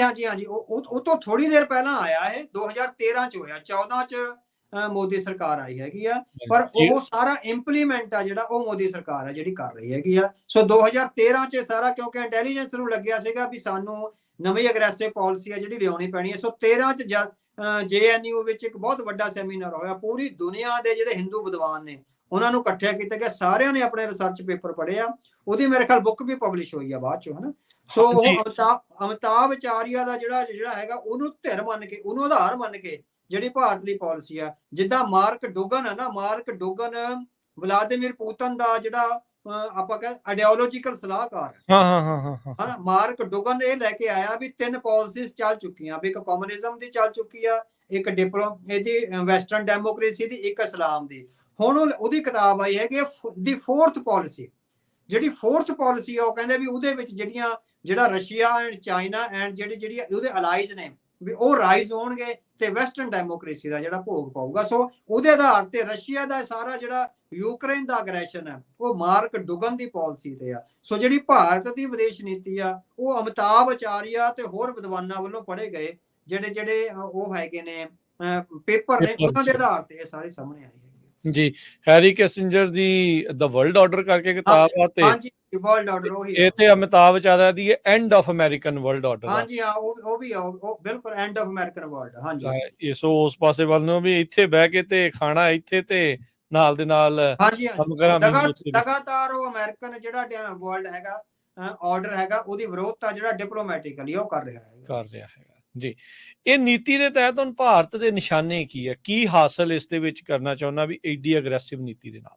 ਹਾਂਜੀ ਸੋ ਭਾਰਤ ਅਸਲ 'ਚ ਹੈਗਾ ਵੀ ਕਾਫੀ ਨਾ ਕੰਪਲਿਕੇਟਡ ਸਿਚੁਏਸ਼ਨ 'ਚ ਆ ਭਾਰਤ। ਜਿਹੜੀ ਅੰਦਰੂਨੀ ਸਥਿਤੀ ਆ ਉਹਦੇ ਵਿੱਚ ਗਰੀਬੀ ਆ, ਭੁੱਖਮਰੀ ਹੈਗੀ ਆ, ਐਜੂਕੇਸ਼ਨ ਆ ਜਿਹੜੀ ਉਹ ਕਿਸੇ ਜੌਬਸ ਨਹੀਂ ਕ੍ਰੀਏਟ ਕਰ ਰਹੀ। ਜਿਹੜੀ ਕਾਲਜ ਐਜੂਕੇਸ਼ਨ ਆ ਉਹ ਜੌਬਸ ਨਹੀਂ ਕ੍ਰੀਏਟ ਕਰ ਰਹੀ। ਵੱਡੀ ਪੱਧਰ ਤੇ ਯੂਥ ਆ ਜਿਹੜਾ ਉਹ ਪੜ੍ਹ ਕੇ ਵੀ ਅਨਪੜ੍ਹਾ ਵਰਗਾ ਹੈਗਾ ਹਨਾ। ਸੋ ਜਿਹੜੀ ਇਕਨੋਮੀ ਹੈਗੀ ਆ, ਇਕਨੋਮੀ ਜਸਟ ਇੱਕ ਤਰ੍ਹਾਂ ਨਾਲ ਕੁਝ ਅਮੀਰਾਂ ਨੂੰ ਅਮੀਰ ਬਣਾ ਰਹੀ ਹੈਗੀ ਆ। ਉਹ ਚਾਈਨਾ ਵਾਂਗ, ਚਾਈਨਾ ਨੇ ਘੱਟੋ ਘੱਟ ਬਹੁਤ ਸਾਰੇ ਲੋਕਾਂ ਨੂੰ ਗਰੀਬੀ ਰੇਖਾ ਤੋਂ ਉੱਪਰ ਲੈ ਜਾਂਦਾ, ਪਰ ਭਾਰਤ ਦੀ ਜਿਹੜੀ ਇਕਨੋਮਿਕ ਗਰੋਥ ਹੋ ਰਹੀ ਆ ਉਹ ਲੋਕਾਂ ਨੂੰ ਗਰੀਬੀ ਰੇਖਾ ਤੋਂ ਜਿਹੜਾ ਉੱਪਰ ਨਹੀਂ ਕੱਢ ਰਹੀ, ਉਹ ਆਮ ਲੋਕਾਂ ਲਈ ਸਹਾਈ ਨਹੀਂ ਹੋ ਰਹੀ। ਸੋ ਬਹੁਤ ਸਾਰੀਆਂ ਪਰੇਸ਼ਾਨੀਆਂ ਨੇ ਇੰਟਰਨਲੀ। ਸੋ ਉਹਨਾਂ ਇੰਟਰਨਲ ਪਰੇਸ਼ਾਨੀਆਂ ਤੇ ਕਾਬੂ ਪਾਉਣ ਲਈ ਵੀ ਉਹ ਕਿਤੇ ਬਲਾਸਟ ਨਾ ਹੋ ਜਾਣ, ਸੋ ਭਾਰਤ ਜਿਹੜੀ ਹੈਗੀ ਅਗਰੈਸਿਵ ਫੋਰਨ ਪਾਲਿਸੀ ਤੇ ਵੀ, ਕਿਉਂਕਿ ਜੇ ਅੰਦਰੂਨੀ ਕਮਜ਼ੋਰੀਆਂ ਦੇ ਨਾਲ ਉਹ ਜਿਹੜੀ ਫੋਰਨ ਪਾਲਿਸੀ ਵਿੱਚ ਵੀ ਬਹੁਤ ਪਿਛਾਂਹ ਜਾ ਡਿੱਗਦਾ ਤਾਂ ਦੇਸ਼ ਦੇ ਸਰਵਾਈਵਲ ਦਾ ਸਵਾਲ ਹੈ ਜਿਹੜਾ ਸਾਹਮਣੇ ਆ ਜਾਏਗਾ। ਸੋ ਭਾਰਤੀ ਡਿਪਲੋਮੇਟ ਇਸ ਤਾਂ ਮੂਰਖ ਨਹੀਂ ਨੇ, ਉਹ ਆਪਣੇ ਪੁਆਇੰਟ ਆਫ ਵਿਊ ਤੋਂ ਸਿਆਣੇ ਨੇ। ਸੋ ਉਹ ਇੱਕ ਚੰਗੀ ਪਾਲਿਸੀ, ਪਰ ਜਿਹੜਾ ਅਗਰੈਸ਼ਨ ਆ ਜਿਹੜਾ ਵੈਸਟਰਨ ਡੈਮੋਕ੍ਰੇਸੀ ਵਿੱਚ ਆ ਕੇ, ਸੋ ਪਾਲਿਸੀ ਵਾਈਜ਼ ਤੁਸੀਂ ਡਿਪਲੋਮੈਟਿਕਲੀ ਡਿਬੇਟ ਕਰ ਸਕਦੇ ਆ। ਵੈਸਟਰਨ ਕੰਟਰੀਜ਼ ਉਹਨੂੰ ਅਲਾਉ ਕਰਦੀਆਂ ਹੈਗੀਆਂ। ਸੋ ਅਮਿਤਾਭ ਆਚਾਰੀਆ ਅਮਰੀਕਾ ਵਿੱਚ ਬੈਠ ਕੇ ਕਹਿ ਰਿਹਾ ਐਂਡ ਆਫ ਅਮਰੀਕਨ ਆਰਡਰ ਹੈਗਾ ਹਨਾ। ਸੋ ਉਹ ਅਲਾਉ ਹੁੰਦਾ ਸਾਰਾ ਕੁਝ ਪਰ ਜਦ ਤੁਸੀਂ ਹਥਿਆਰਾਂ ਦੇ ਰਾਹ ਪੈ ਜਾਂਦੇ ਹੋ, ਕ੍ਰਿਮੀਨਲ ਗੈਂਗਸ ਨੂੰ ਆਪਣੀ ਫੋਰਨ ਪਾਲਿਸੀ ਵਿੱਚ ਥਾਂ ਦੇ ਦਿੰਦੇ ਹੋ, ਫਿਰ ਤੁਹਾਡੀ ਇਨਸਿਕਿਉਰਿਟੀ ਆ ਜਿਹੜੀ ਉਹ ਸਾਹਮਣੇ ਆਉਂਦੀ ਹੈਗੀ ਆ। ਸੋ ਸਾਨੂੰ ਲੱਗਦਾ ਵੀ ਭਾਰਤ ਇਨਸਿਕਿਉਰ ਮਹਿਸੂਸ ਕਰ ਰਿਹਾ ਹੈਗਾ। ਸੋ ਡਿਪਲੋਮੈਟਿਕਲੀ ਵੀ, ਆਈਡੀਓਲੋਜੀਕਲੀ ਵੀ ਤੇ ਇਕਨੋਮਿਕਲੀ ਵੀ। ਸੋ ਉਹ ਇਸ ਇਨਸਿਕਿਉਰਿਟੀ ਚੋਂ ਉਹਨੂੰ ਲੱਗਦਾ ਹੈ ਕਿ ਵੀ ਇਸ ਤਰ੍ਹਾਂ ਕਤਲੋਗਾਰਤ ਕਰਕੇ ਅਸੀਂ ਜਿਹੜਾ ਅੱਗੇ ਵਧ ਸਕਦੇ। ਸੋ ਇਹ ਅਗਰੈਸਿਵ ਫੋਰਨ ਪਾਲਿਸੀ ਸਿਰਫ ਸਿੱਖਾਂ ਦੇ ਖਿਲਾਫ ਹੀ ਅਗਰੈਸਿਵ ਆ ਹਨਾ। ਸੋ ਹੋਰ ਥਾਵਾਂ ਤੇ ਕਿਤੇ ਨਹੀਂ, ਹੋਰ ਥਾਵਾਂ ਤੇ ਸਾਰਾ ਕੁਝ ਆ ਜਿਹੜਾ ਵਧੀਆ ਢੰਗ ਨਾਲ ਚੱਲ ਰਿਹਾ ਹੈਗਾ। ਸੋ ਸਿੱਖਾਂ ਨੂੰ ਟਾਰਗੇਟ ਕਰਕੇ ਉਹ ਕੀ ਸੰਦੇਸ਼ ਦੇਣਾ ਚਾਹੁੰਦੇ ਹੈਗੇ ਆ, ਜਾਂ ਉਹਨਾਂ ਦੀ ਇੰਨੀ ਇਨਸਿਕਿਉਰਿਟੀ ਉਹ ਕੀ ਬੋਲ ਰਹੀ ਹੈਗੀ ਆ। ਸੋ ਇਹ ਤਾਂ ਅਸਲ 'ਚ ਉਹੀ ਜਵਾਬ ਦੇ ਸਕਦੇ ਆ, ਜਾਂ ਫਿਰ ਸਾਨੂੰ ਡੀਪ ਇਨਸਾਈਡ ਜਾ ਕੇ ਉਹਨਾਂ ਦੇ ਸੋਰਸਿਸ ਤੋਂ ਇਨਫੋਰਮੇਸ਼ਨ ਲੈ ਕੇ ਇਹਦੀ ਜਿਹੜੀ ਥਾਂ ਹੈਗੀ ਆ ਉਹ ਪਾਉਣੀ ਪਵੇਗੀ। ਜੀ ਬਿਲਕੁਲ। ਅਵਤਾਰ ਸਿੰਘ ਜੀ, ਅਗਲੀ ਇਸ ਦੇ ਵਿੱਚ ਗੱਲ ਕਰਦੇ ਹਾਂ ਵੀ ਇਸ ਹਾਲਤ ਦੇ ਵਿੱਚ ਹੁਣ ਸਿੱਖਾਂ ਨੂੰ ਕੀ ਕਰਨਾ ਚਾਹੀਦਾ, ਸਿੱਖ ਕੀ ਕਰਨ? ਜਿੱਦਾਂ ਤੁਸੀਂ ਦੱਸਿਆ ਵੀ ਇਹ ਜਿਹੜੀ ਅਗਰੈਸਿਵ ਪਾਲਿਸੀ ਆ ਇਹ ਸਿੱਖਾਂ ਦੇ ਵੱਲ ਨੂੰ ਇਹਨਾਂ ਦੀ ਜ਼ਿਆਦਾ ਜਿਹੜੀ ਫੋਕਸ ਆ। ਹਾਂਜੀ ਤੁਸੀਂ ਦੇਖੋ, ਜੇ ਆਪਾਂ ਇਤਿਹਾਸ ਚੋਂ ਗੱਲ ਕਰੀਏ ਨਾ, ਹਾਂਜੀ ਵੀ ਆਪਣੇ ਇਤਿਹਾਸ ਵਿੱਚ ਕੁਝ ਸ਼ਾਂਤਮਈ ਸ਼ਹਾਦਤਾਂ ਹੋਈਆਂ ਨੇ, ਜਿਹੜੀਆਂ ਸ਼ਾਂਤਮਈ ਸ਼ਹਾਦਤਾਂ ਵੀ ਜੰਗ ਦੇ ਮੈਦਾਨ 'ਚ ਨਹੀਂ ਹੋਈਆਂ, ਵੀ ਉਸ ਤਰ੍ਹਾਂ ਜਿੱਦਾਂ ਗੁਰੂ ਅਰਜਨ ਪਾਤਸ਼ਾਹ ਦੀ ਸ਼ਹਾਦਤ ਹੈਗੀ ਆ, ਗੁਰੂ ਤੇਗ ਬਹਾਦਰ ਜੀ ਦੀ ਸ਼ਹਾਦਤ ਹੈਗੀ ਆ। ਉਹ ਤੋਂ ਬਾਅਦ ਜੇ ਆਪਾਂ ਗੱਲ ਕਰੀਏ ਭਾਈ ਤਾਰਾ ਸਿੰਘ ਵਾਹ ਦੀ ਸ਼ਹਾਦਤ ਹੈਗੀ ਹੈ, ਜਿਹੜੀ ਭਾਈ ਮਨੀ ਸਿੰਘ ਦੀ ਸ਼ਹਾਦਤ ਹੈਗੀ ਆ, ਭਾਈ ਤਾਰੂ ਸਿੰਘ ਦੀ ਖੋਪਰੀ ਲਾਈ ਗਈ ਆ। ਇਹ ਜਿਹੜੀਆਂ ਕੁਝ ਸ਼ਹਾਦਤਾਂ ਨੇ ਨਾ, ਸੋ ਜਦੋਂ ਵੀ ਇਹ ਸ਼ਹਾਦਤਾਂ ਹੋਈਆਂ ਸਿੱਖ ਹਿਸਟਰੀ ਵਿੱਚ ਬਹੁਤ ਵੱਡੇ ਟਰਨਿੰਗ ਪੁਆਇੰਟ ਆਏ ਆ। ਜਿਹੜੀਆਂ ਸ਼ਾਂਤਮਈ ਸ਼ਹਾਦਤਾਂ ਹੋਈਆਂ, ਜਿਹੜੀਆਂ ਵੀ ਕੋਈ ਮੁਕਾਬਲਾ ਕਰਕੇ ਨਹੀਂ ਸ਼ਹੀਦ ਹੋਏ ਹਨਾ। ਗੁਰੂ ਅਰਜਨ ਪਾਤਸ਼ਾਹ ਦੀ ਸ਼ਹਾਦਤ ਤੋਂ ਬਾਅਦ ਗੁਰੂ ਹਰਗੋਬਿੰਦ ਸਾਹਿਬ ਦਾ ਆਭਾਰ ਆਉਣਾ ਹਨਾ। ਸੋ ਉਹ ਤੋਂ ਬਾਅਦ ਫਿਰ ਕੁਝ ਲੜਾਈਆਂ ਹੋਈਆਂ ਤੇ ਫਿਰ ਸਿੱਖ ਅਗਲੇ ਗੁਰੂ ਸਾਹਿਬ ਨੂੰ ਲੱਗਿਆ ਵੀ ਹਲੇ ਆਈਡੀਓਲੋਜੀਕਲੀ ਜਾਂ ਨੈਤਿਕ ਤੌਰ ਤੇ ਜਾਂ ਸਿੱਖੀ ਦੇ ਕਰੈਕਟਰ ਨੂੰ ਹੋਰ ਬਿਲਡ ਕਰਨ ਦੀ ਲੋੜ ਆ, ਜਿਹਦੀ ਕਿ ਚਰਮ ਸੀਮਾ 1699 ਦੀ ਵਿਸਾਖੀ ਨੂੰ ਹੋਈ। ਉਹ ਤੋਂ ਪਹਿਲਾਂ ਗੁਰੂ ਤੇਗ ਬਹਾਦਰ ਪਾਤਸ਼ਾਹ ਦੀ ਸ਼ਹਾਦਤ ਹੋ ਜਾਂਦੀ। ਉਹ ਤੋਂ ਬਾਅਦ ਖਾਲਸਾ ਪੰਥ ਦਾ ਜਿਹੜਾ ਮੈਦਾਨ ਵਿੱਚ ਆਉਣਾ, ਹਨਾ। ਸੋ ਫਿਰ ਬਾਬਾ ਬੰਦਾ ਸਿੰਘ ਬਹਾਦਰ ਦੀ ਸ਼ਹਾਦਤ ਤੋਂ ਬਾਅਦ ਸਿੱਖਾਂ ਵਿੱਚ ਬਹੁਤ ਬੇਵਿਸ਼ਵਾਸੀ ਔਰ ਇੱਕ ਤਰ੍ਹਾਂ ਨਾਲ ਕਾਫੀ ਆਪਾਂ ਕਹਿੰਦੇ ਨਿਰਾਸ਼ਤਾ ਆ ਗਈ ਸੀ। ਈਵਨ ਬਾਬਾ ਜੀ ਬਾਰੇ ਵੀ ਬਹੁਤ ਸਾਰੀਆਂ ਗੱਲਾਂ ਚੱਲੀਆਂ, ਉਹਨਾਂ ਬਾਰੇ ਜਿੱਦਾਂ ਬੇਭਰੋਸਗੀ ਪੈਦਾ ਹੋਣ ਲੱਗੀ ਸਿੱਖ ਮਨਾਂ ਵਿੱਚ। ਪਰ ਫਿਰ ਭਾਈ ਤਾਰਾ ਸਿੰਘ ਵਾਹ ਦੀ ਸ਼ਹਾਦਤ ਜਿਹੜੀ ਹੁੰਦੀ ਹੈ, ਸ਼ਾਂਤਮਈ ਸ਼ਹਾਦਤ, ਤੇ ਭਾਈ ਤਾਰੂ ਸਿੰਘ ਦੀ ਸ਼ਹਾਦਤ ਆ ਜਿਹੜੀ, ਉਹਨੇ ਸਿੱਖ ਜਰਨੈਲਾਂ ਨੂੰ ਜਥੇਬੰਦ ਕਰਿਆ, ਔਰ ਸਿੱਖ ਜਰਨੈਲ ਜਿਹੜੇ ਪਹਾੜਾਂ ਵਿੱਚ ਲੁਕੇ ਬੈਠੇ ਸੀ, ਉਹ ਮੁੜ ਕੇ ਜੰਗ ਦੇ ਮੈਦਾਨ ਵਿੱਚ ਆ ਕੇ ਉਹਨਾਂ ਨੇ ਕੌਮ ਦੀ ਅਗਵਾਈ ਕਰੀ। ਸੋ ਵਰਤਮਾਨ ਸਮੇਂ ਜੇ ਆਪਾਂ ਗੱਲ ਕਰੀਏ, ਉਹਦੇ ਵਿੱਚੋਂ ਭਾਈ ਗੁਰਦੇਵ ਸਿੰਘ ਕੌਂਕੇ ਦੀ ਜਿਹੜੀ ਸ਼ਾਂਤਮਈ ਸ਼ਹਾਦਤ ਆ, ਹਾਂਜੀ, ਭਾਈ ਜਸਵੰਤ ਸਿੰਘ ਖਾਲੜਾ ਦੀ ਜਿਹੜੀ ਸ਼ਾਂਤਮਈ ਸ਼ਹਾਦਤ ਆ, ਤੇ ਇਸ ਤਰ੍ਹਾਂ ਹੀ ਭਾਈ ਹਰਦੀਪ ਸਿੰਘ ਨਿੱਜਰ ਦੀ ਜਿਹੜੀ ਸ਼ਾਂਤਮਈ ਸ਼ਹਾਦਤ ਆ, ਇਹਨੇ ਇੱਕ ਟਰਨਿੰਗ ਪੁਆਇੰਟ ਆ ਜਿਹੜਾ ਸਿੱਖ ਕੌਮ ਨੂੰ ਦਿੱਤਾ ਹੈ। ਸੋ ਸਿੱਖਾਂ ਨੂੰ ਇਹ ਚਾਹੀਦਾ ਹੈਗਾ ਵੀ ਇੱਕ ਤਾਂ ਇਹ ਸ਼ਾਂਤਮਈ ਸ਼ਹਾਦਤਾਂ ਹੋਣਗੀਆਂ, ਆਪਾਂ ਨੂੰ ਹੁਣ ਵਾਇਲੈਂਟ ਮੀਨਸ ਨਾਲ ਅੱਗੇ ਵਧਣ ਦੀ ਲੋੜ ਨਹੀਂ ਹੈ। ਸੋ ਵਾਇਲੈਂਸ ਦਾ ਇੱਕ ਦੌਰ ਸੀ ਜਿਹੜਾ 1994-95 ਵਿੱਚ ਖਤਮ ਹੋ ਗਿਆ। ਹੁਣ ਸਾਨੂੰ ਆਪਣੇ ਆਪ ਨੂੰ ਇੱਕ ਤਾਂ ਪ੍ਰਗਟ ਕਰਨਾ ਪੈਣਾ ਵੀ ਇੰਟਰਨੈਸ਼ਨਲ ਸਟੇਜ ਤੇ, ਜਿਹੜਾ ਕਿ ਆਪਾਂ ਹੋ ਰਹੇ ਹੈਗੇ, ਕੁਛ ਭਾਰਤ ਸਰਕਾਰ ਦੀਆਂ ਗਲਤੀਆਂ ਕਰਕੇ ਹੀ ਹੋ ਰਹੇ ਹੈਗੇ ਆ। ਉਹਦੇ ਚ ਆਪਾਂ ਸਿੱਖ ਕੌਮ ਆਪਣੇ ਐਫਰਟ ਪਾਵੇ। ਤੁਸੀਂ ਆਪਣੇ ਸਿੱਖ ਬੱਚਿਆਂ ਨੂੰ ਜਿੰਨੇ ਵੀ ਵੈਸਟਰਨ ਕੰਟਰੀਜ਼ ਵਿੱਚ ਹੈ, ਉਹਨਾਂ ਨੂੰ ਪ੍ਰੈਕਟੀਕਲੀ ਮੋਟੀਵੇਟ ਕਰੋ, ਡਿਪਲੋਮੇਸੀ ਦੀ ਸਮਝ ਲਿਆਓ, ਉਹਨਾਂ ਨੂੰ ਐਕੈਡੈਮਿਕਲੀ ਸਮਝ ਦਿਓ, ਪੋਲਿਟਿਕਸ ਦੀ ਸਮਝ ਦਿਓ। ਔਰ ਜਿਸ ਤਰ੍ਹਾਂ ਮੈਂ ਕਿਹਾ ਵੀ ਅਮਰੀਕਾ ਦੇ ਸੈਨੇਟਰਾਂ ਦੇ ਆਲੇ ਦੁਆਲੇ ਇੰਡੀਆ ਦੇ ਆਫਿਸਰ ਆ, ਉੱਥੇ ਆਪਣੇ ਸਿੱਖ ਬੱਚਿਆਂ ਨੂੰ ਸਥਾਪਿਤ ਕਰਨ ਦੀ ਕੋਸ਼ਿਸ਼ ਕਰੋ, ਤਾਂ ਕਿ ਸਿੱਖ ਵਾਇਸਿਸ ਵੀ ਆ ਦੇ could B heard by the politicians of western countries, ਹਨਾ। ਸੋ ਉਹਨਾਂ ਨੂੰ ਉੱਥੇ ਲਾਓ, ਡਿਪਲੋਮੈਟਿਕਲੀ ਕਾਰਜ ਕਰੋ। ਇਹਨਾਂ ਸ਼ਹਾਦਤਾਂ ਤੋਂ ਜਿਹੜੇ ਰੰਗ ਉਪਜੇ ਨੇ, ਉਹਨਾਂ ਰੰਗਾਂ ਨੂੰ ਅਸੀਂ ਆਪਣੀ ਸੋਝੀ ਨਾਲ, ਆਪਣੇ ਇੰਟੈਲੈਕਟ ਨਾਲ, ਆਪਣੀ ਪੜ੍ਹਾਈ ਨਾਲ, ਆਪਣੀ ਇਮਾਨਦਾਰੀ ਨਾਲ, ਔਰ ਆਪਣੇ ਡਿਸਿਪਲਿਨ ਨਾਲ, ਸੋ ਵਾਇਲੈਂਸ ਤੋਂ ਬਹੁਤ ਦੂਰ ਰੱਖਿਆ ਜਾਵੇ, ਵਾਇਲੈਂਸ ਤੋਂ ਬਚਿਆ ਜਾਵੇ, ਕਿਸੇ ਈਵਨ ਵਾਇਲੈਂਟ ਨਾਰੇ ਵੀ ਨਾ ਲਾਏ ਜਾਣ। ਸੋ ਬੜੀ ਡਿਪਲੋਮੈਟਿਕਲੀ ਸ਼ਾਂਤਮਈ ਢੰਗ ਨਾਲ ਸਿੱਖ ਆਪਣਾ ਕਰੈਕਟਰ ਉਜਾਗਰ ਕਰਨ। ਹੁਣ ਲੜਾਈ ਸਿੱਖਾਂ ਦੇ ਕਰੈਕਟਰ ਦੀ ਹੋਵੇਗੀ। ਜਿੰਨਾ ਸਿੱਖ ਉੱਚਾ ਕਰੈਕਟਰ, ਬੁਲੰਦ ਕਿਰਦਾਰ ਨਾਲ ਇਸ ਸੰਘਰਸ਼ ਵਿੱਚ ਇੱਕ ਤਰ੍ਹਾਂ ਨਾਲ ਆਪਣਾ ਐਕੈਡੈਮਿਕ ਜਿਹੜਾ ਡਿਸਕੋਰਸ ਆ ਉਹ ਲੈ ਕੇ ਆਉਣਗੇ, ਉਹਨਾਂ ਸਿੱਖਾਂ ਲਈ ਫਾਇਦੇਮੰਦ ਹੋਊਗਾ। ਵਾਇਲੈਂਸ ਤੋਂ ਸਿੱਖਾਂ ਨੂੰ ਬਹੁਤ ਦੂਰ ਰਹਿਣਾ ਪਵੇਗਾ। ਵਾਇਲੈਂਟ ਐਕਟੀਵਿਟੀਜ਼ ਆ ਸਿੱਖਾਂ ਲਈ ਮਾਰੂ ਸਾਬਤ ਹੋ ਸਕਦੀ ਹੈ। ਕਿ ਸੋ ਆਪਣੇ ਬੱਚਿਆਂ ਨੂੰ ਐਜੂਕੇਸ਼ਨ ਵੱਲ ਲਾਓ, ਉਹਨਾਂ ਨੂੰ ਪੋਲੀਟੀਕਲੀ ਸਾਰਾ ਸਿਨੈਰੀਓ ਸਮਝਾਓ। ਸੋ ਅਮਰੀਕਾ ਦੀਆਂ ਬਹੁਤ ਸਾਰੀਆਂ ਯੂਨੀਵਰਸਿਟੀਆਂ ਵਿੱਚ ਹੀ ਕੁਝ ਇਹੋ ਜਿਹੇ ਸਿੱਖ ਪ੍ਰੋਫੈਸਰ ਬੈਠੇ ਨੇ, ਜਿਹੜੇ ਸਿੱਖ ਆਇਡੈਂਟੀਟੀ ਬਾਰੇ, ਸਿੱਖਾਂ ਦਾ ਆਰਗੇਨਾਈਜ਼ਡ ਰਿਲੀਜਨ ਬਾਰੇ, ਸਿੱਖਾਂ ਦੀ ਆਰਗੇਨਾਈਜ਼ਡ ਆਇਡੈਂਟੀਟੀ ਬਾਰੇ, ਸ਼੍ਰੀ ਗੁਰੂ ਗ੍ਰੰਥ ਸਾਹਿਬ ਬਾਰੇ ਬਹੁਤ ਵੱਡੀਆਂ ਉਹਨਾਂ ਦੀਆਂ ਕਿਤਾਬਾਂ ਆਈਆਂ ਨੇ।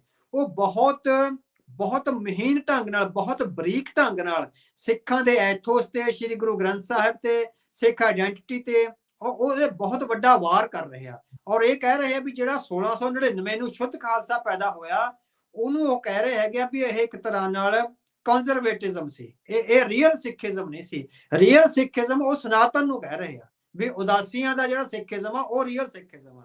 ਸੋ ਸਿੱਖਾਂ ਨੂੰ ਆਈਡੀਓਲੋਜੀਕਲੀ ਉਦਾਸੀਆਂ ਦੇ ਪੇਟੇ ਪਾ ਕੇ, ਸਨਾਤਨ ਦੇ ਪੇਟੇ ਪਾ ਕੇ, ਸਿੱਖਾਂ ਦੀ ਯੂਨੀਕ ਆਰਗੇਨਾਈਜ਼ਡ ਰਿਲੀਜਨ ਤੇ ਯੂਨੀਕ ਆਰਗੇਨਾਈਜ਼ਡ ਆਇਡੈਂਟੀਟੀ ਤੇ ਸਵਾਲ ਖੜੇ ਕੀਤੇ ਜਾ ਰਹੇ ਹੈਗੇ ਆ। ਸੋ ਸਿੱਖ ਬੱਚੇ ਜਿਹੜੇ ਨੌਜਵਾਨ ਰਿਸਰਚ ਕਰ ਰਹੇ ਹੈਗੇ ਆ, ਉਹ ਇਹਦਾ ਡਿਪਲੋਮੈਟਿਕਲੀ ਤੇ ਆਈਡੀਓਲੋਜੀਕਲੀ ਆ ਇਹਦਾ ਜਿਹੜਾ ਹੈਗਾ ਉਹਦਾ ਜਵਾਬ ਦੇਣਾ। ਔਰ ਕਾਊਂਟਰ ਨੈਰੇਟਿਵ ਆ ਜਿਹੜਾ ਉਹਨਾਂ ਦੀਆਂ ਕਿਤਾਬਾਂ ਦਾ ਕਾਊਂਟਰ ਨੈਰੇਟਿਵ ਆਪਾਂ ਲੈ ਕੇ ਆਈਏ, ਤਾਂ ਹੀ ਆਪਾਂ ਜਿਹੜੀ ਆਪਣੀ organised identity and organised religion ਨੂੰ ਅੱਗੇ ਮਜ਼ਬੂਤ ਕਰ ਸਕਦੇ ਹਾਂ। ਬਿਲਕੁਲ। ਇਸ ਮੌਕੇ ਦੁਨੀਆ ਦੇ ਵਿੱਚ ਦੋ ਵਿਰੋਧੀ ਵਿਚਾਰਧਾਰਾਵਾਂ ਦੇ ਵਿੱਚ ਜਿਹੜੀ ਉਹ ਵੰਡ ਹੋ ਰਹੀ ਆ, ਸਿੱਖਾਂ ਦੇ ਲਈ ਕਿੱਧਰ ਜਾਣਾ ਜਿਹੜਾ ਚਾਹੀਦਾ ਆ, ਕੀ ਫਾਇਦਾ ਕੀ ਨੁਕਸਾਨ? ਹਾਂਜੀ। ਸੋ ਸਿੱਖ ਹਮੇਸ਼ਾ ਹੀ ਡੈਮੋਕ੍ਰੈਟਿਕ ਵੈਲਿਊਜ਼ ਦੇ ਹਮਾਇਤੀ ਰਹੇ ਹੈਗੇ ਆ। ਸੋ ਗੁਰੂ ਸਾਹਿਬ ਦਾ ਸ਼੍ਰੀ ਗੁਰੂ ਗ੍ਰੰਥ ਸਾਹਿਬ ਵਿੱਚ ਵੱਖ-ਵੱਖ ਭਗਤਾਂ ਦੀ ਬਾਣੀ ਹੋਣਾ, ਈਵਨ ਹਿੰਦੂ ਭਗਤਾਂ ਨੂੰ ਵੀ ਜਗ੍ਹਾ ਦੇਣੀ। ਸੋ ਜਿਹੜੀ ਅੱਜ ਦੀ ਡੈਮੋਕ੍ਰੇਸੀ ਹੈ ਤਾਂ ਬਹੁਤ ਛੋਟੀ ਆ, ਸ਼੍ਰੀ ਗੁਰੂ ਗ੍ਰੰਥ ਸਾਹਿਬ ਦਾ ਆਧਾਰ ਤਾਂ ਬਹੁਤ ਵੱਡਾ ਹੈ। ਸੋ ਆਪਾਂ ਕਹੀਏ ਵੀ ਜੀ ਅੱਜ ਦੀ ਡੈਮੋਕ੍ਰੇਸੀ ਨੇ ਸ਼੍ਰੀ ਗੁਰੂ ਗ੍ਰੰਥ ਸਾਹਿਬ ਤੋਂ ਹੀ ਸਾਰੀ ਸਿੱਖਿਆ ਲਈ ਹੈ, ਤਾਂ ਕੋਈ ਅਤਕਥਨੀ ਨਹੀਂ ਹੋਵੇਗੀ। ਸਿੱਖ ਆਰ ਰੀਅਰਲੀ ਡੈਮੋਕ੍ਰੇਟਸ। ਸੋ ਅਸੀਂ ਡੈਮੋਕ੍ਰੇਸੀ ਵਿੱਚ ਵਿਸ਼ਵਾਸ ਰੱਖਦੇ ਹਾਂ। ਹੁਣ ਦੁਨੀਆ ਵਿੱਚ ਦੋ ਤਰ੍ਹਾਂ ਦੇ ਜਿਹੜੇ ਧੜੇ ਹੈਗੇ ਆ ਵਰਲਡ ਆਰਡਰ ਵਿੱਚ ਪੈਦਾ ਹੋਣੇ ਆ। ਇੱਕ ਹੋਏਗਾ ਐਕਸੈਸ ਆਫ ਡੈਮੋਕ੍ਰੇਸੀ, ਇੱਕ ਹੋਏਗਾ ਐਕਸੈਸ ਆਫ ਆਟੋਕ੍ਰੇਸੀ। ਸੋ ਆਟੋਕ੍ਰੇਸੀ ਵਾਲੇ ਜਿਹੜੇ ਤਾਨਾਸ਼ਾਹ ਸਰਕਾਰਾਂ ਨੇ ਉਹ ਇੱਕ ਪਾਸੇ ਹੋ ਜਾਣਗੇ, ਉਹਦੇ ਵਿੱਚ ਈਰਾਨ ਆਏਗਾ, ਸਾਊਦੀ ਅਰੇਬੀਆ ਵੀ ਉਧਰ ਸ਼ਾਮਲ ਹੋਏਗਾ, ਚਾਈਨਾ, ਰਸ਼ੀਆ, ਈਵਨ ਇੰਡੀਆ ਦੇ ਵੀ ਉਧਰ ਜਾਣ ਦੀਆਂ ਜਿਹੜੀਆਂ ਸੰਭਾਵਨਾਵਾਂ ਨੇ। ਸਿੱਖਾਂ ਨੇ ਹਮੇਸ਼ਾ ਹੀ ਡੈਮੋਕ੍ਰੈਟਿਕ ਵੈਲਿਊਜ਼ ਨੂੰ ਅਪਹੋਲਡ ਕਰਿਆ। ਸੋ ਸਿੱਖ ਹਮੇਸ਼ਾ ਡੈਮੋਕ੍ਰੇਸੀ, ਐਕਸਿਸ ਆਫ ਡੈਮੋਕ੍ਰੇਸੀ ਦਾ ਹਿੱਸਾ ਬਣ ਗਏ। ਸੋ ਸਿੱਖਾਂ ਦੇ ਆਈਡੀਓਲੌਗਸ ਨੂੰ ਚਾਹੀਦਾ ਵੀ ਉਹ ਐਕਸਿਸ ਆਫ ਡੈਮੋਕ੍ਰੇਸੀ ਦਾ ਜਿਹੜਾ ਹੈਗਾ ਪੱਲਾ ਫੜਨ। ਸਾਡਾ ਫਿਊਚਰ ਕਿਸੇ ਵੀ ਤਰ੍ਹਾਂ ਪੋਲੀਟੀਕਲੀ ਅੱਜ ਕਲੀਅਰ ਹੋਵੇ, 20 ਸਾਲ ਨੂੰ 50 ਸਾਲ ਨੂੰ ਕਲੀਅਰ ਹੋਵੇ, ਪਰ ਆਪਾਂ ਵੈਲਿਊ ਬੇਸਡ ਪੋਲਿਟਿਕਸ ਕਰੀਏ, ਵੈਲਿਊ ਬੇਸਡ ਆਈਡੀਓਲੋਜੀ ਕਰੀਏ। ਸੋ ਜਿਹੜੀ ਲਿਬਰਲ ਡੈਮੋਕ੍ਰੇਸੀ ਆ, ਜਿਹੜੀ ਵੈਸਟਰਨ ਵਰਲਡ ਦੀ ਡੈਮੋਕ੍ਰੇਸੀ ਆ, ਸਾਨੂੰ ਲੱਗਦਾ ਵੀ ਉਹ ਸਾਡੇ ਲਈ ਫਾਇਦੇਮੰਦ ਹੈਗੀ ਆ। ਸਾਨੂੰ ਵੈਸਟਰਨ ਡੈਮੋਕ੍ਰੇਸੀਜ਼ ਨਾਲ ਅਨਗੇਜ ਹੋਣਾ ਪਵੇਗਾ, ਉਹਨਾਂ ਦਾ ਵਿਸ਼ਵਾਸ ਜਿੱਤਣਾ ਪਵੇਗਾ, ਉਹਨਾਂ ਨੂੰ ਇਹ ਦਰਸਾਉਣਾ ਪਵੇਗਾ ਵੀ ਵੀ ਆਰ ਦੀ ਰੀਅਲੀ ਡੈਮੋਕ੍ਰੈਟਿਕ ਪੀਪਲ। ਸੋ ਸਿੱਖ ਸੱਭਿਅਤਾ ਨੂੰ ਜਿਹੜੀ ਹੈਗੀ ਡੈਮੋਕ੍ਰੇਸੀ ਦੀ ਬਾਹ ਫੜ ਕੇ ਹੀ ਅੱਗੇ ਵਧਣਾ ਚਾਹੀਦਾ। ਸੋ ਜਿਹੜਾ ਐਕਸਿਸ ਆਫ ਆਟੋਕ੍ਰੇਸੀ ਆ, ਉਹਦੇ ਵਿੱਚ ਬਹੁਤ ਸਾਰੇ ਜਿਹੜੇ ਕ੍ਰਿਮੀਨਲ ਜਿਹੜੇ ਰੋਗ ਸਟੇਟਸ ਆ ਉਹ ਸ਼ਾਮਲ ਹੋਣਗੀਆਂ। ਸੋ ਅਸੀਂ ਰੋਗ ਸਟੇਟਸ ਦਾ ਹਿੱਸਾ ਨਹੀਂ ਬਣਨਾ, ਅਸੀਂ ਰੀਅਲੀ ਡੈਮੋਕ੍ਰੈਟਿਕ ਸਟੇਟਸ ਦਾ ਹਿੱਸਾ ਬਣਨਾ ਹੈ। ਜੀ ਜੀ ਬਿਲਕੁਲ। ਸੋ ਇੱਥੇ ਅਵਤਾਰ ਸਿੰਘ ਜੀ, ਜਾਂਦੇ ਜਾਂਦੇ ਜੇ ਆਪਾਂ ਗੱਲ ਕਰ ਲਈਏ, ਸਮਾਂ ਵੀ ਆਪਣਾ ਸਮਾਪਤੀ ਦੇ ਵੱਲ ਨੂੰ ਹੀ ਆ। ਇਹਦੇ ਵਿੱਚ ਆਪਾਂ ਜਿਹੜਾ ਦੇਖਿਆ ਵੀ ਜਿਹੜਾ ਯਾਦਵ ਸੀਗਾ, ਰॉ ਦਾ ਜਿਹੜਾ ਏਜੰਟ ਸੀ, ਉਸ ਨੂੰ ਪਹਿਲਾਂ ਗ੍ਰਿਫਤਾਰ ਕੀਤਾ ਗਿਆ ਸੀ, CC1 ਵਾਲਾ, ਤੇ ਉਸ ਤੋਂ ਬਾਅਦ ਚ ਕਹਿੰਦੇ ਵੀ ਹੁਣ ਉਹਨੂੰ ਛੱਡ ਵੀ ਦਿੱਤਾ ਗਿਆ। ਹਾਂਜੀ। ਸੋ ਅੱਜ ਹੀ ਸ਼ਾਮ ਨੂੰ ਖਬਰ ਆਈ ਹੈਗੀ ਆ ਵੀ ਕਿਉਂਕਿ ਅਮਰੀਕਾ ਦਾ ਦਬਾਅ ਸੀ ਪਿਛਲੇ ਦਿਨੀ, ਮਿਸਟਰ ਜੈਸ਼ੰਕਰ ਆ ਜਿਹੜੇ ਜਦੋਂ ਉਹ ਆਏ ਸੀਗੇ, ਉਹਨਾਂ ਨਾਲ ਕਾਫੀ ਜਿਸ ਤਰ੍ਹਾਂ ਗੱਲਬਾਤ ਹੋਈ ਹੈਗੀ ਆ ਅਮਰੀਕਾ ਅਧਿਕਾਰੀਆਂ ਦੀ। ਮੇਰੇ ਖਿਆਲ ਉਹਨਾਂ ਨੂੰ ਕਿਹਾ ਗਿਆ ਹੋਵੇਗਾ ਵੀ ਸਾਡੇ ਕੋਲ, ਉਹਨਾਂ ਨੂੰ ਸਾਰੇ ਸਬੂਤ ਵਗੈਰਾ, ਵੀਡੀਓ ਵੀ ਹੈ ਉਹਨਾਂ ਕੋਲੇ, ਅਮਰੀਕਨ ਗਵਰਨਮੈਂਟ ਕੋਲ ਉਹ ਵੀਡੀਓ ਹੈ 3 ਬੰਦਿਆਂ ਦੀ ਜਿਹੜੇ ਉੱਥੇ ਗੱਲ ਕਰ ਰਿਹਾ ਵੀ ਜਿਹੜਾ ਉਹ ਯਾਦਵ ਹੈਗਾ ਉਹਦੀਆਂ ਬਹੁਤ ਸਾਰੀਆਂ ਕਲਿੱਪਸ ਨੇ। ਸੋ ਉਹ ਮੇਰੇ ਕੋਲ ਦਿਖਾਇਆ ਸੀਗਾ ਮਿਸਟਰ ਜੈਸ਼ੰਕਰ ਨੂੰ ਵੀ ਤੁਸੀਂ ਕੁਝ ਕਾਰਵਾਈ ਕਰੋ। ਸੋ ਕਿਉਂਕਿ ਅਮਰੀਕਾ ਦਾ ਦਬਾਅ ਬਹੁਤ ਵੱਡਾ ਹੈ, ਕੈਨੇਡਾ ਦੇ ਦਬਾਅ ਨੂੰ ਬੇਸ਼ੱਕ ਉਹ ਕਹਿ ਰਹੇ ਆ ਵੀ ਅਸੀਂ ਨਹੀਂ ਮੰਨਦੇ, ਪਰ ਅਮਰੀਕਾ ਦਾ ਦਬਾਅ ਕਾਫੀ ਵੱਡਾ ਹੈ, ਜਿਹਦੇ ਕਰਕੇ ਜਿਹੜਾ ਵਿਕਰਮ ਯਾਦਵ ਆ ਉਹਨੂੰ ਗ੍ਰਿਫਤਾਰ ਕਰਿਆ ਔਰ ਅਮਰੀਕਾ ਨੂੰ ਇਨਫੋਰਮ ਕਰਿਆ ਵੀ ਅਸੀਂ ਅਰੈਸਟ ਕਰ ਲਿਆ ਹੋਇਆ ਬੰਦਾ। ਪਰ ਇਹ ਹੈਗਾ ਵੀ ਬਾਅਦ ਚੋਂ ਅਦਾਲਤ ਵਿੱਚ ਜਦੋਂ ਪੇਸ਼ ਕਰਿਆ, ਅਦਾਲਤ ਨੇ ਉਹਨੂੰ ਜ਼ਮਾਨਤ ਤੇ ਛੱਡ ਦਿੱਤਾ ਹੋਇਆ। ਪਰ ਇਟ ਮੀਨਸ ਉਹਨਾਂ ਨੂੰ ਕੁਛ ਨਾ ਕੁਛ ਕਰਨਾ ਪੈ ਰਿਹਾ। ਬੇਸ਼ੱਕ ਉਹ ਹਾਲੇ ਵੀ ਆਪਣੀਆਂ ਆਦਤਾਂ ਤੋਂ ਮਜਬੂਰ ਨੇ ਵੀ ਬੰਦੇ ਨੂੰ ਗ੍ਰਿਫਤਾਰ ਨਹੀਂ ਕਰਿਆ, ਉਹਨੂੰ ਬੇਲ ਤੇ ਛੱਡ ਦਿੱਤਾ ਗਿਆ, ਪਰ ਫਿਰ ਵੀ ਅਮਰੀਕਨ ਦਬਾਅ ਕਾਰਨ ਉਹਨਾਂ ਨੂੰ ਵਿਕਰਮ ਯਾਦਵ ਨੂੰ ਫੜਨਾ ਪਿਆ। ਹੋ ਸਕਦਾ ਅਮਰੀਕਾ ਉਹਦੀ ਐਕਸਟ੍ਰੈਡੀਸ਼ਨ ਮੰਗ ਲਵੇ, ਹਨਾ। ਸੋ ਕੋਈ ਬੜੀ ਗੱਲ ਨਹੀਂ ਵੀ, ਕਿਉਂਕਿ ਉਹਨੂੰ ਵੀ ਇੰਟੀਮੀਡੇਟ ਕਰਨਾ, ਜਾਂ ਕਿਉਂਕਿ ਉਹ ਮੇਨ ਪਲੇਅਰ ਆ ਉਹ ਉਸ ਕੇਸ ਦਾ। ਸੋ ਜਿਸ ਤਰ੍ਹਾਂ ਨਿਖਿਲ ਗੁਪਤਾ ਤੋਂ ਬਾਅਦ ਸੈਕੰਡ ਮੇਨ ਪਲੇਅਰ ਆ ਜਿਹੜਾ ਉਹ ਵਿਕਰਮ ਯਾਦਵ ਹੈਗਾ। ਸੋ ਹੋ ਸਕਦਾ ਉਹਦੀ ਐਕਸਟ੍ਰੈਡੀਸ਼ਨ ਦੀ ਮੰਗ ਕੀਤੀ ਜਾਵੇ ਤੇ ਅਮਰੀਕਾ ਵਿੱਚ ਰਹਿ ਕੇ ਉਹਦੇ ਤੇ ਕੇਸ ਚਲਾਇਆ ਜਾਵੇ। ਸੋ ਇਹ ਅੱਜ ਦੀ ਜਿਹੜੀ ਅਪਡੇਟ ਆ ਉਹ ਇਸ ਤਰ੍ਹਾਂ ਦੀ ਆ ਰਹੀ ਹੈਗੀ। ਜੀ ਜੀ ਬਿਲਕੁਲ। ਅਵਤਾਰ ਸਿੰਘ ਜੀ, ਬਹੁਤ ਬਹੁਤ ਧੰਨਵਾਦ, ਮਿਹਰਬਾਨੀ। ਆਉਂਦੇ ਦਿਨਾਂ ਦੇ ਵਿੱਚ ਵੀ ਫਿਰ ਆਪਾਂ ਜੁੜਾਂਗੇ, ਹੋਰ ਇਸ ਦੇ ਵਿੱਚ ਅੱਗੇ ਕੀ ਵੱਧ ਰਿਹਾ, ਕੀ ਹੋ ਰਿਹਾ, ਕੀ ਚੱਲ ਰਿਹਾ ਆ, ਉਸ ਦੇ ਬਾਰੇ ਵੀ ਆਪਾਂ ਆਪਣੇ ਸਰੋਤਿਆਂ ਦੇ ਨਾਲ, ਦਰਸ਼ਕਾਂ ਦੇ ਨਾਲ ਜਿਹੜੀਆਂ ਜਾਣਕਾਰੀਆਂ ਸਾਂਝੀਆਂ ਕਰਾਂਗੇ। ਬੜਾ ਧੰਨਵਾਦ, ਬੜੀ ਮਿਹਰਬਾਨੀ। ਵਾਹਿਗੁਰੂ ਜੀ ਕਾ ਖਾਲਸਾ।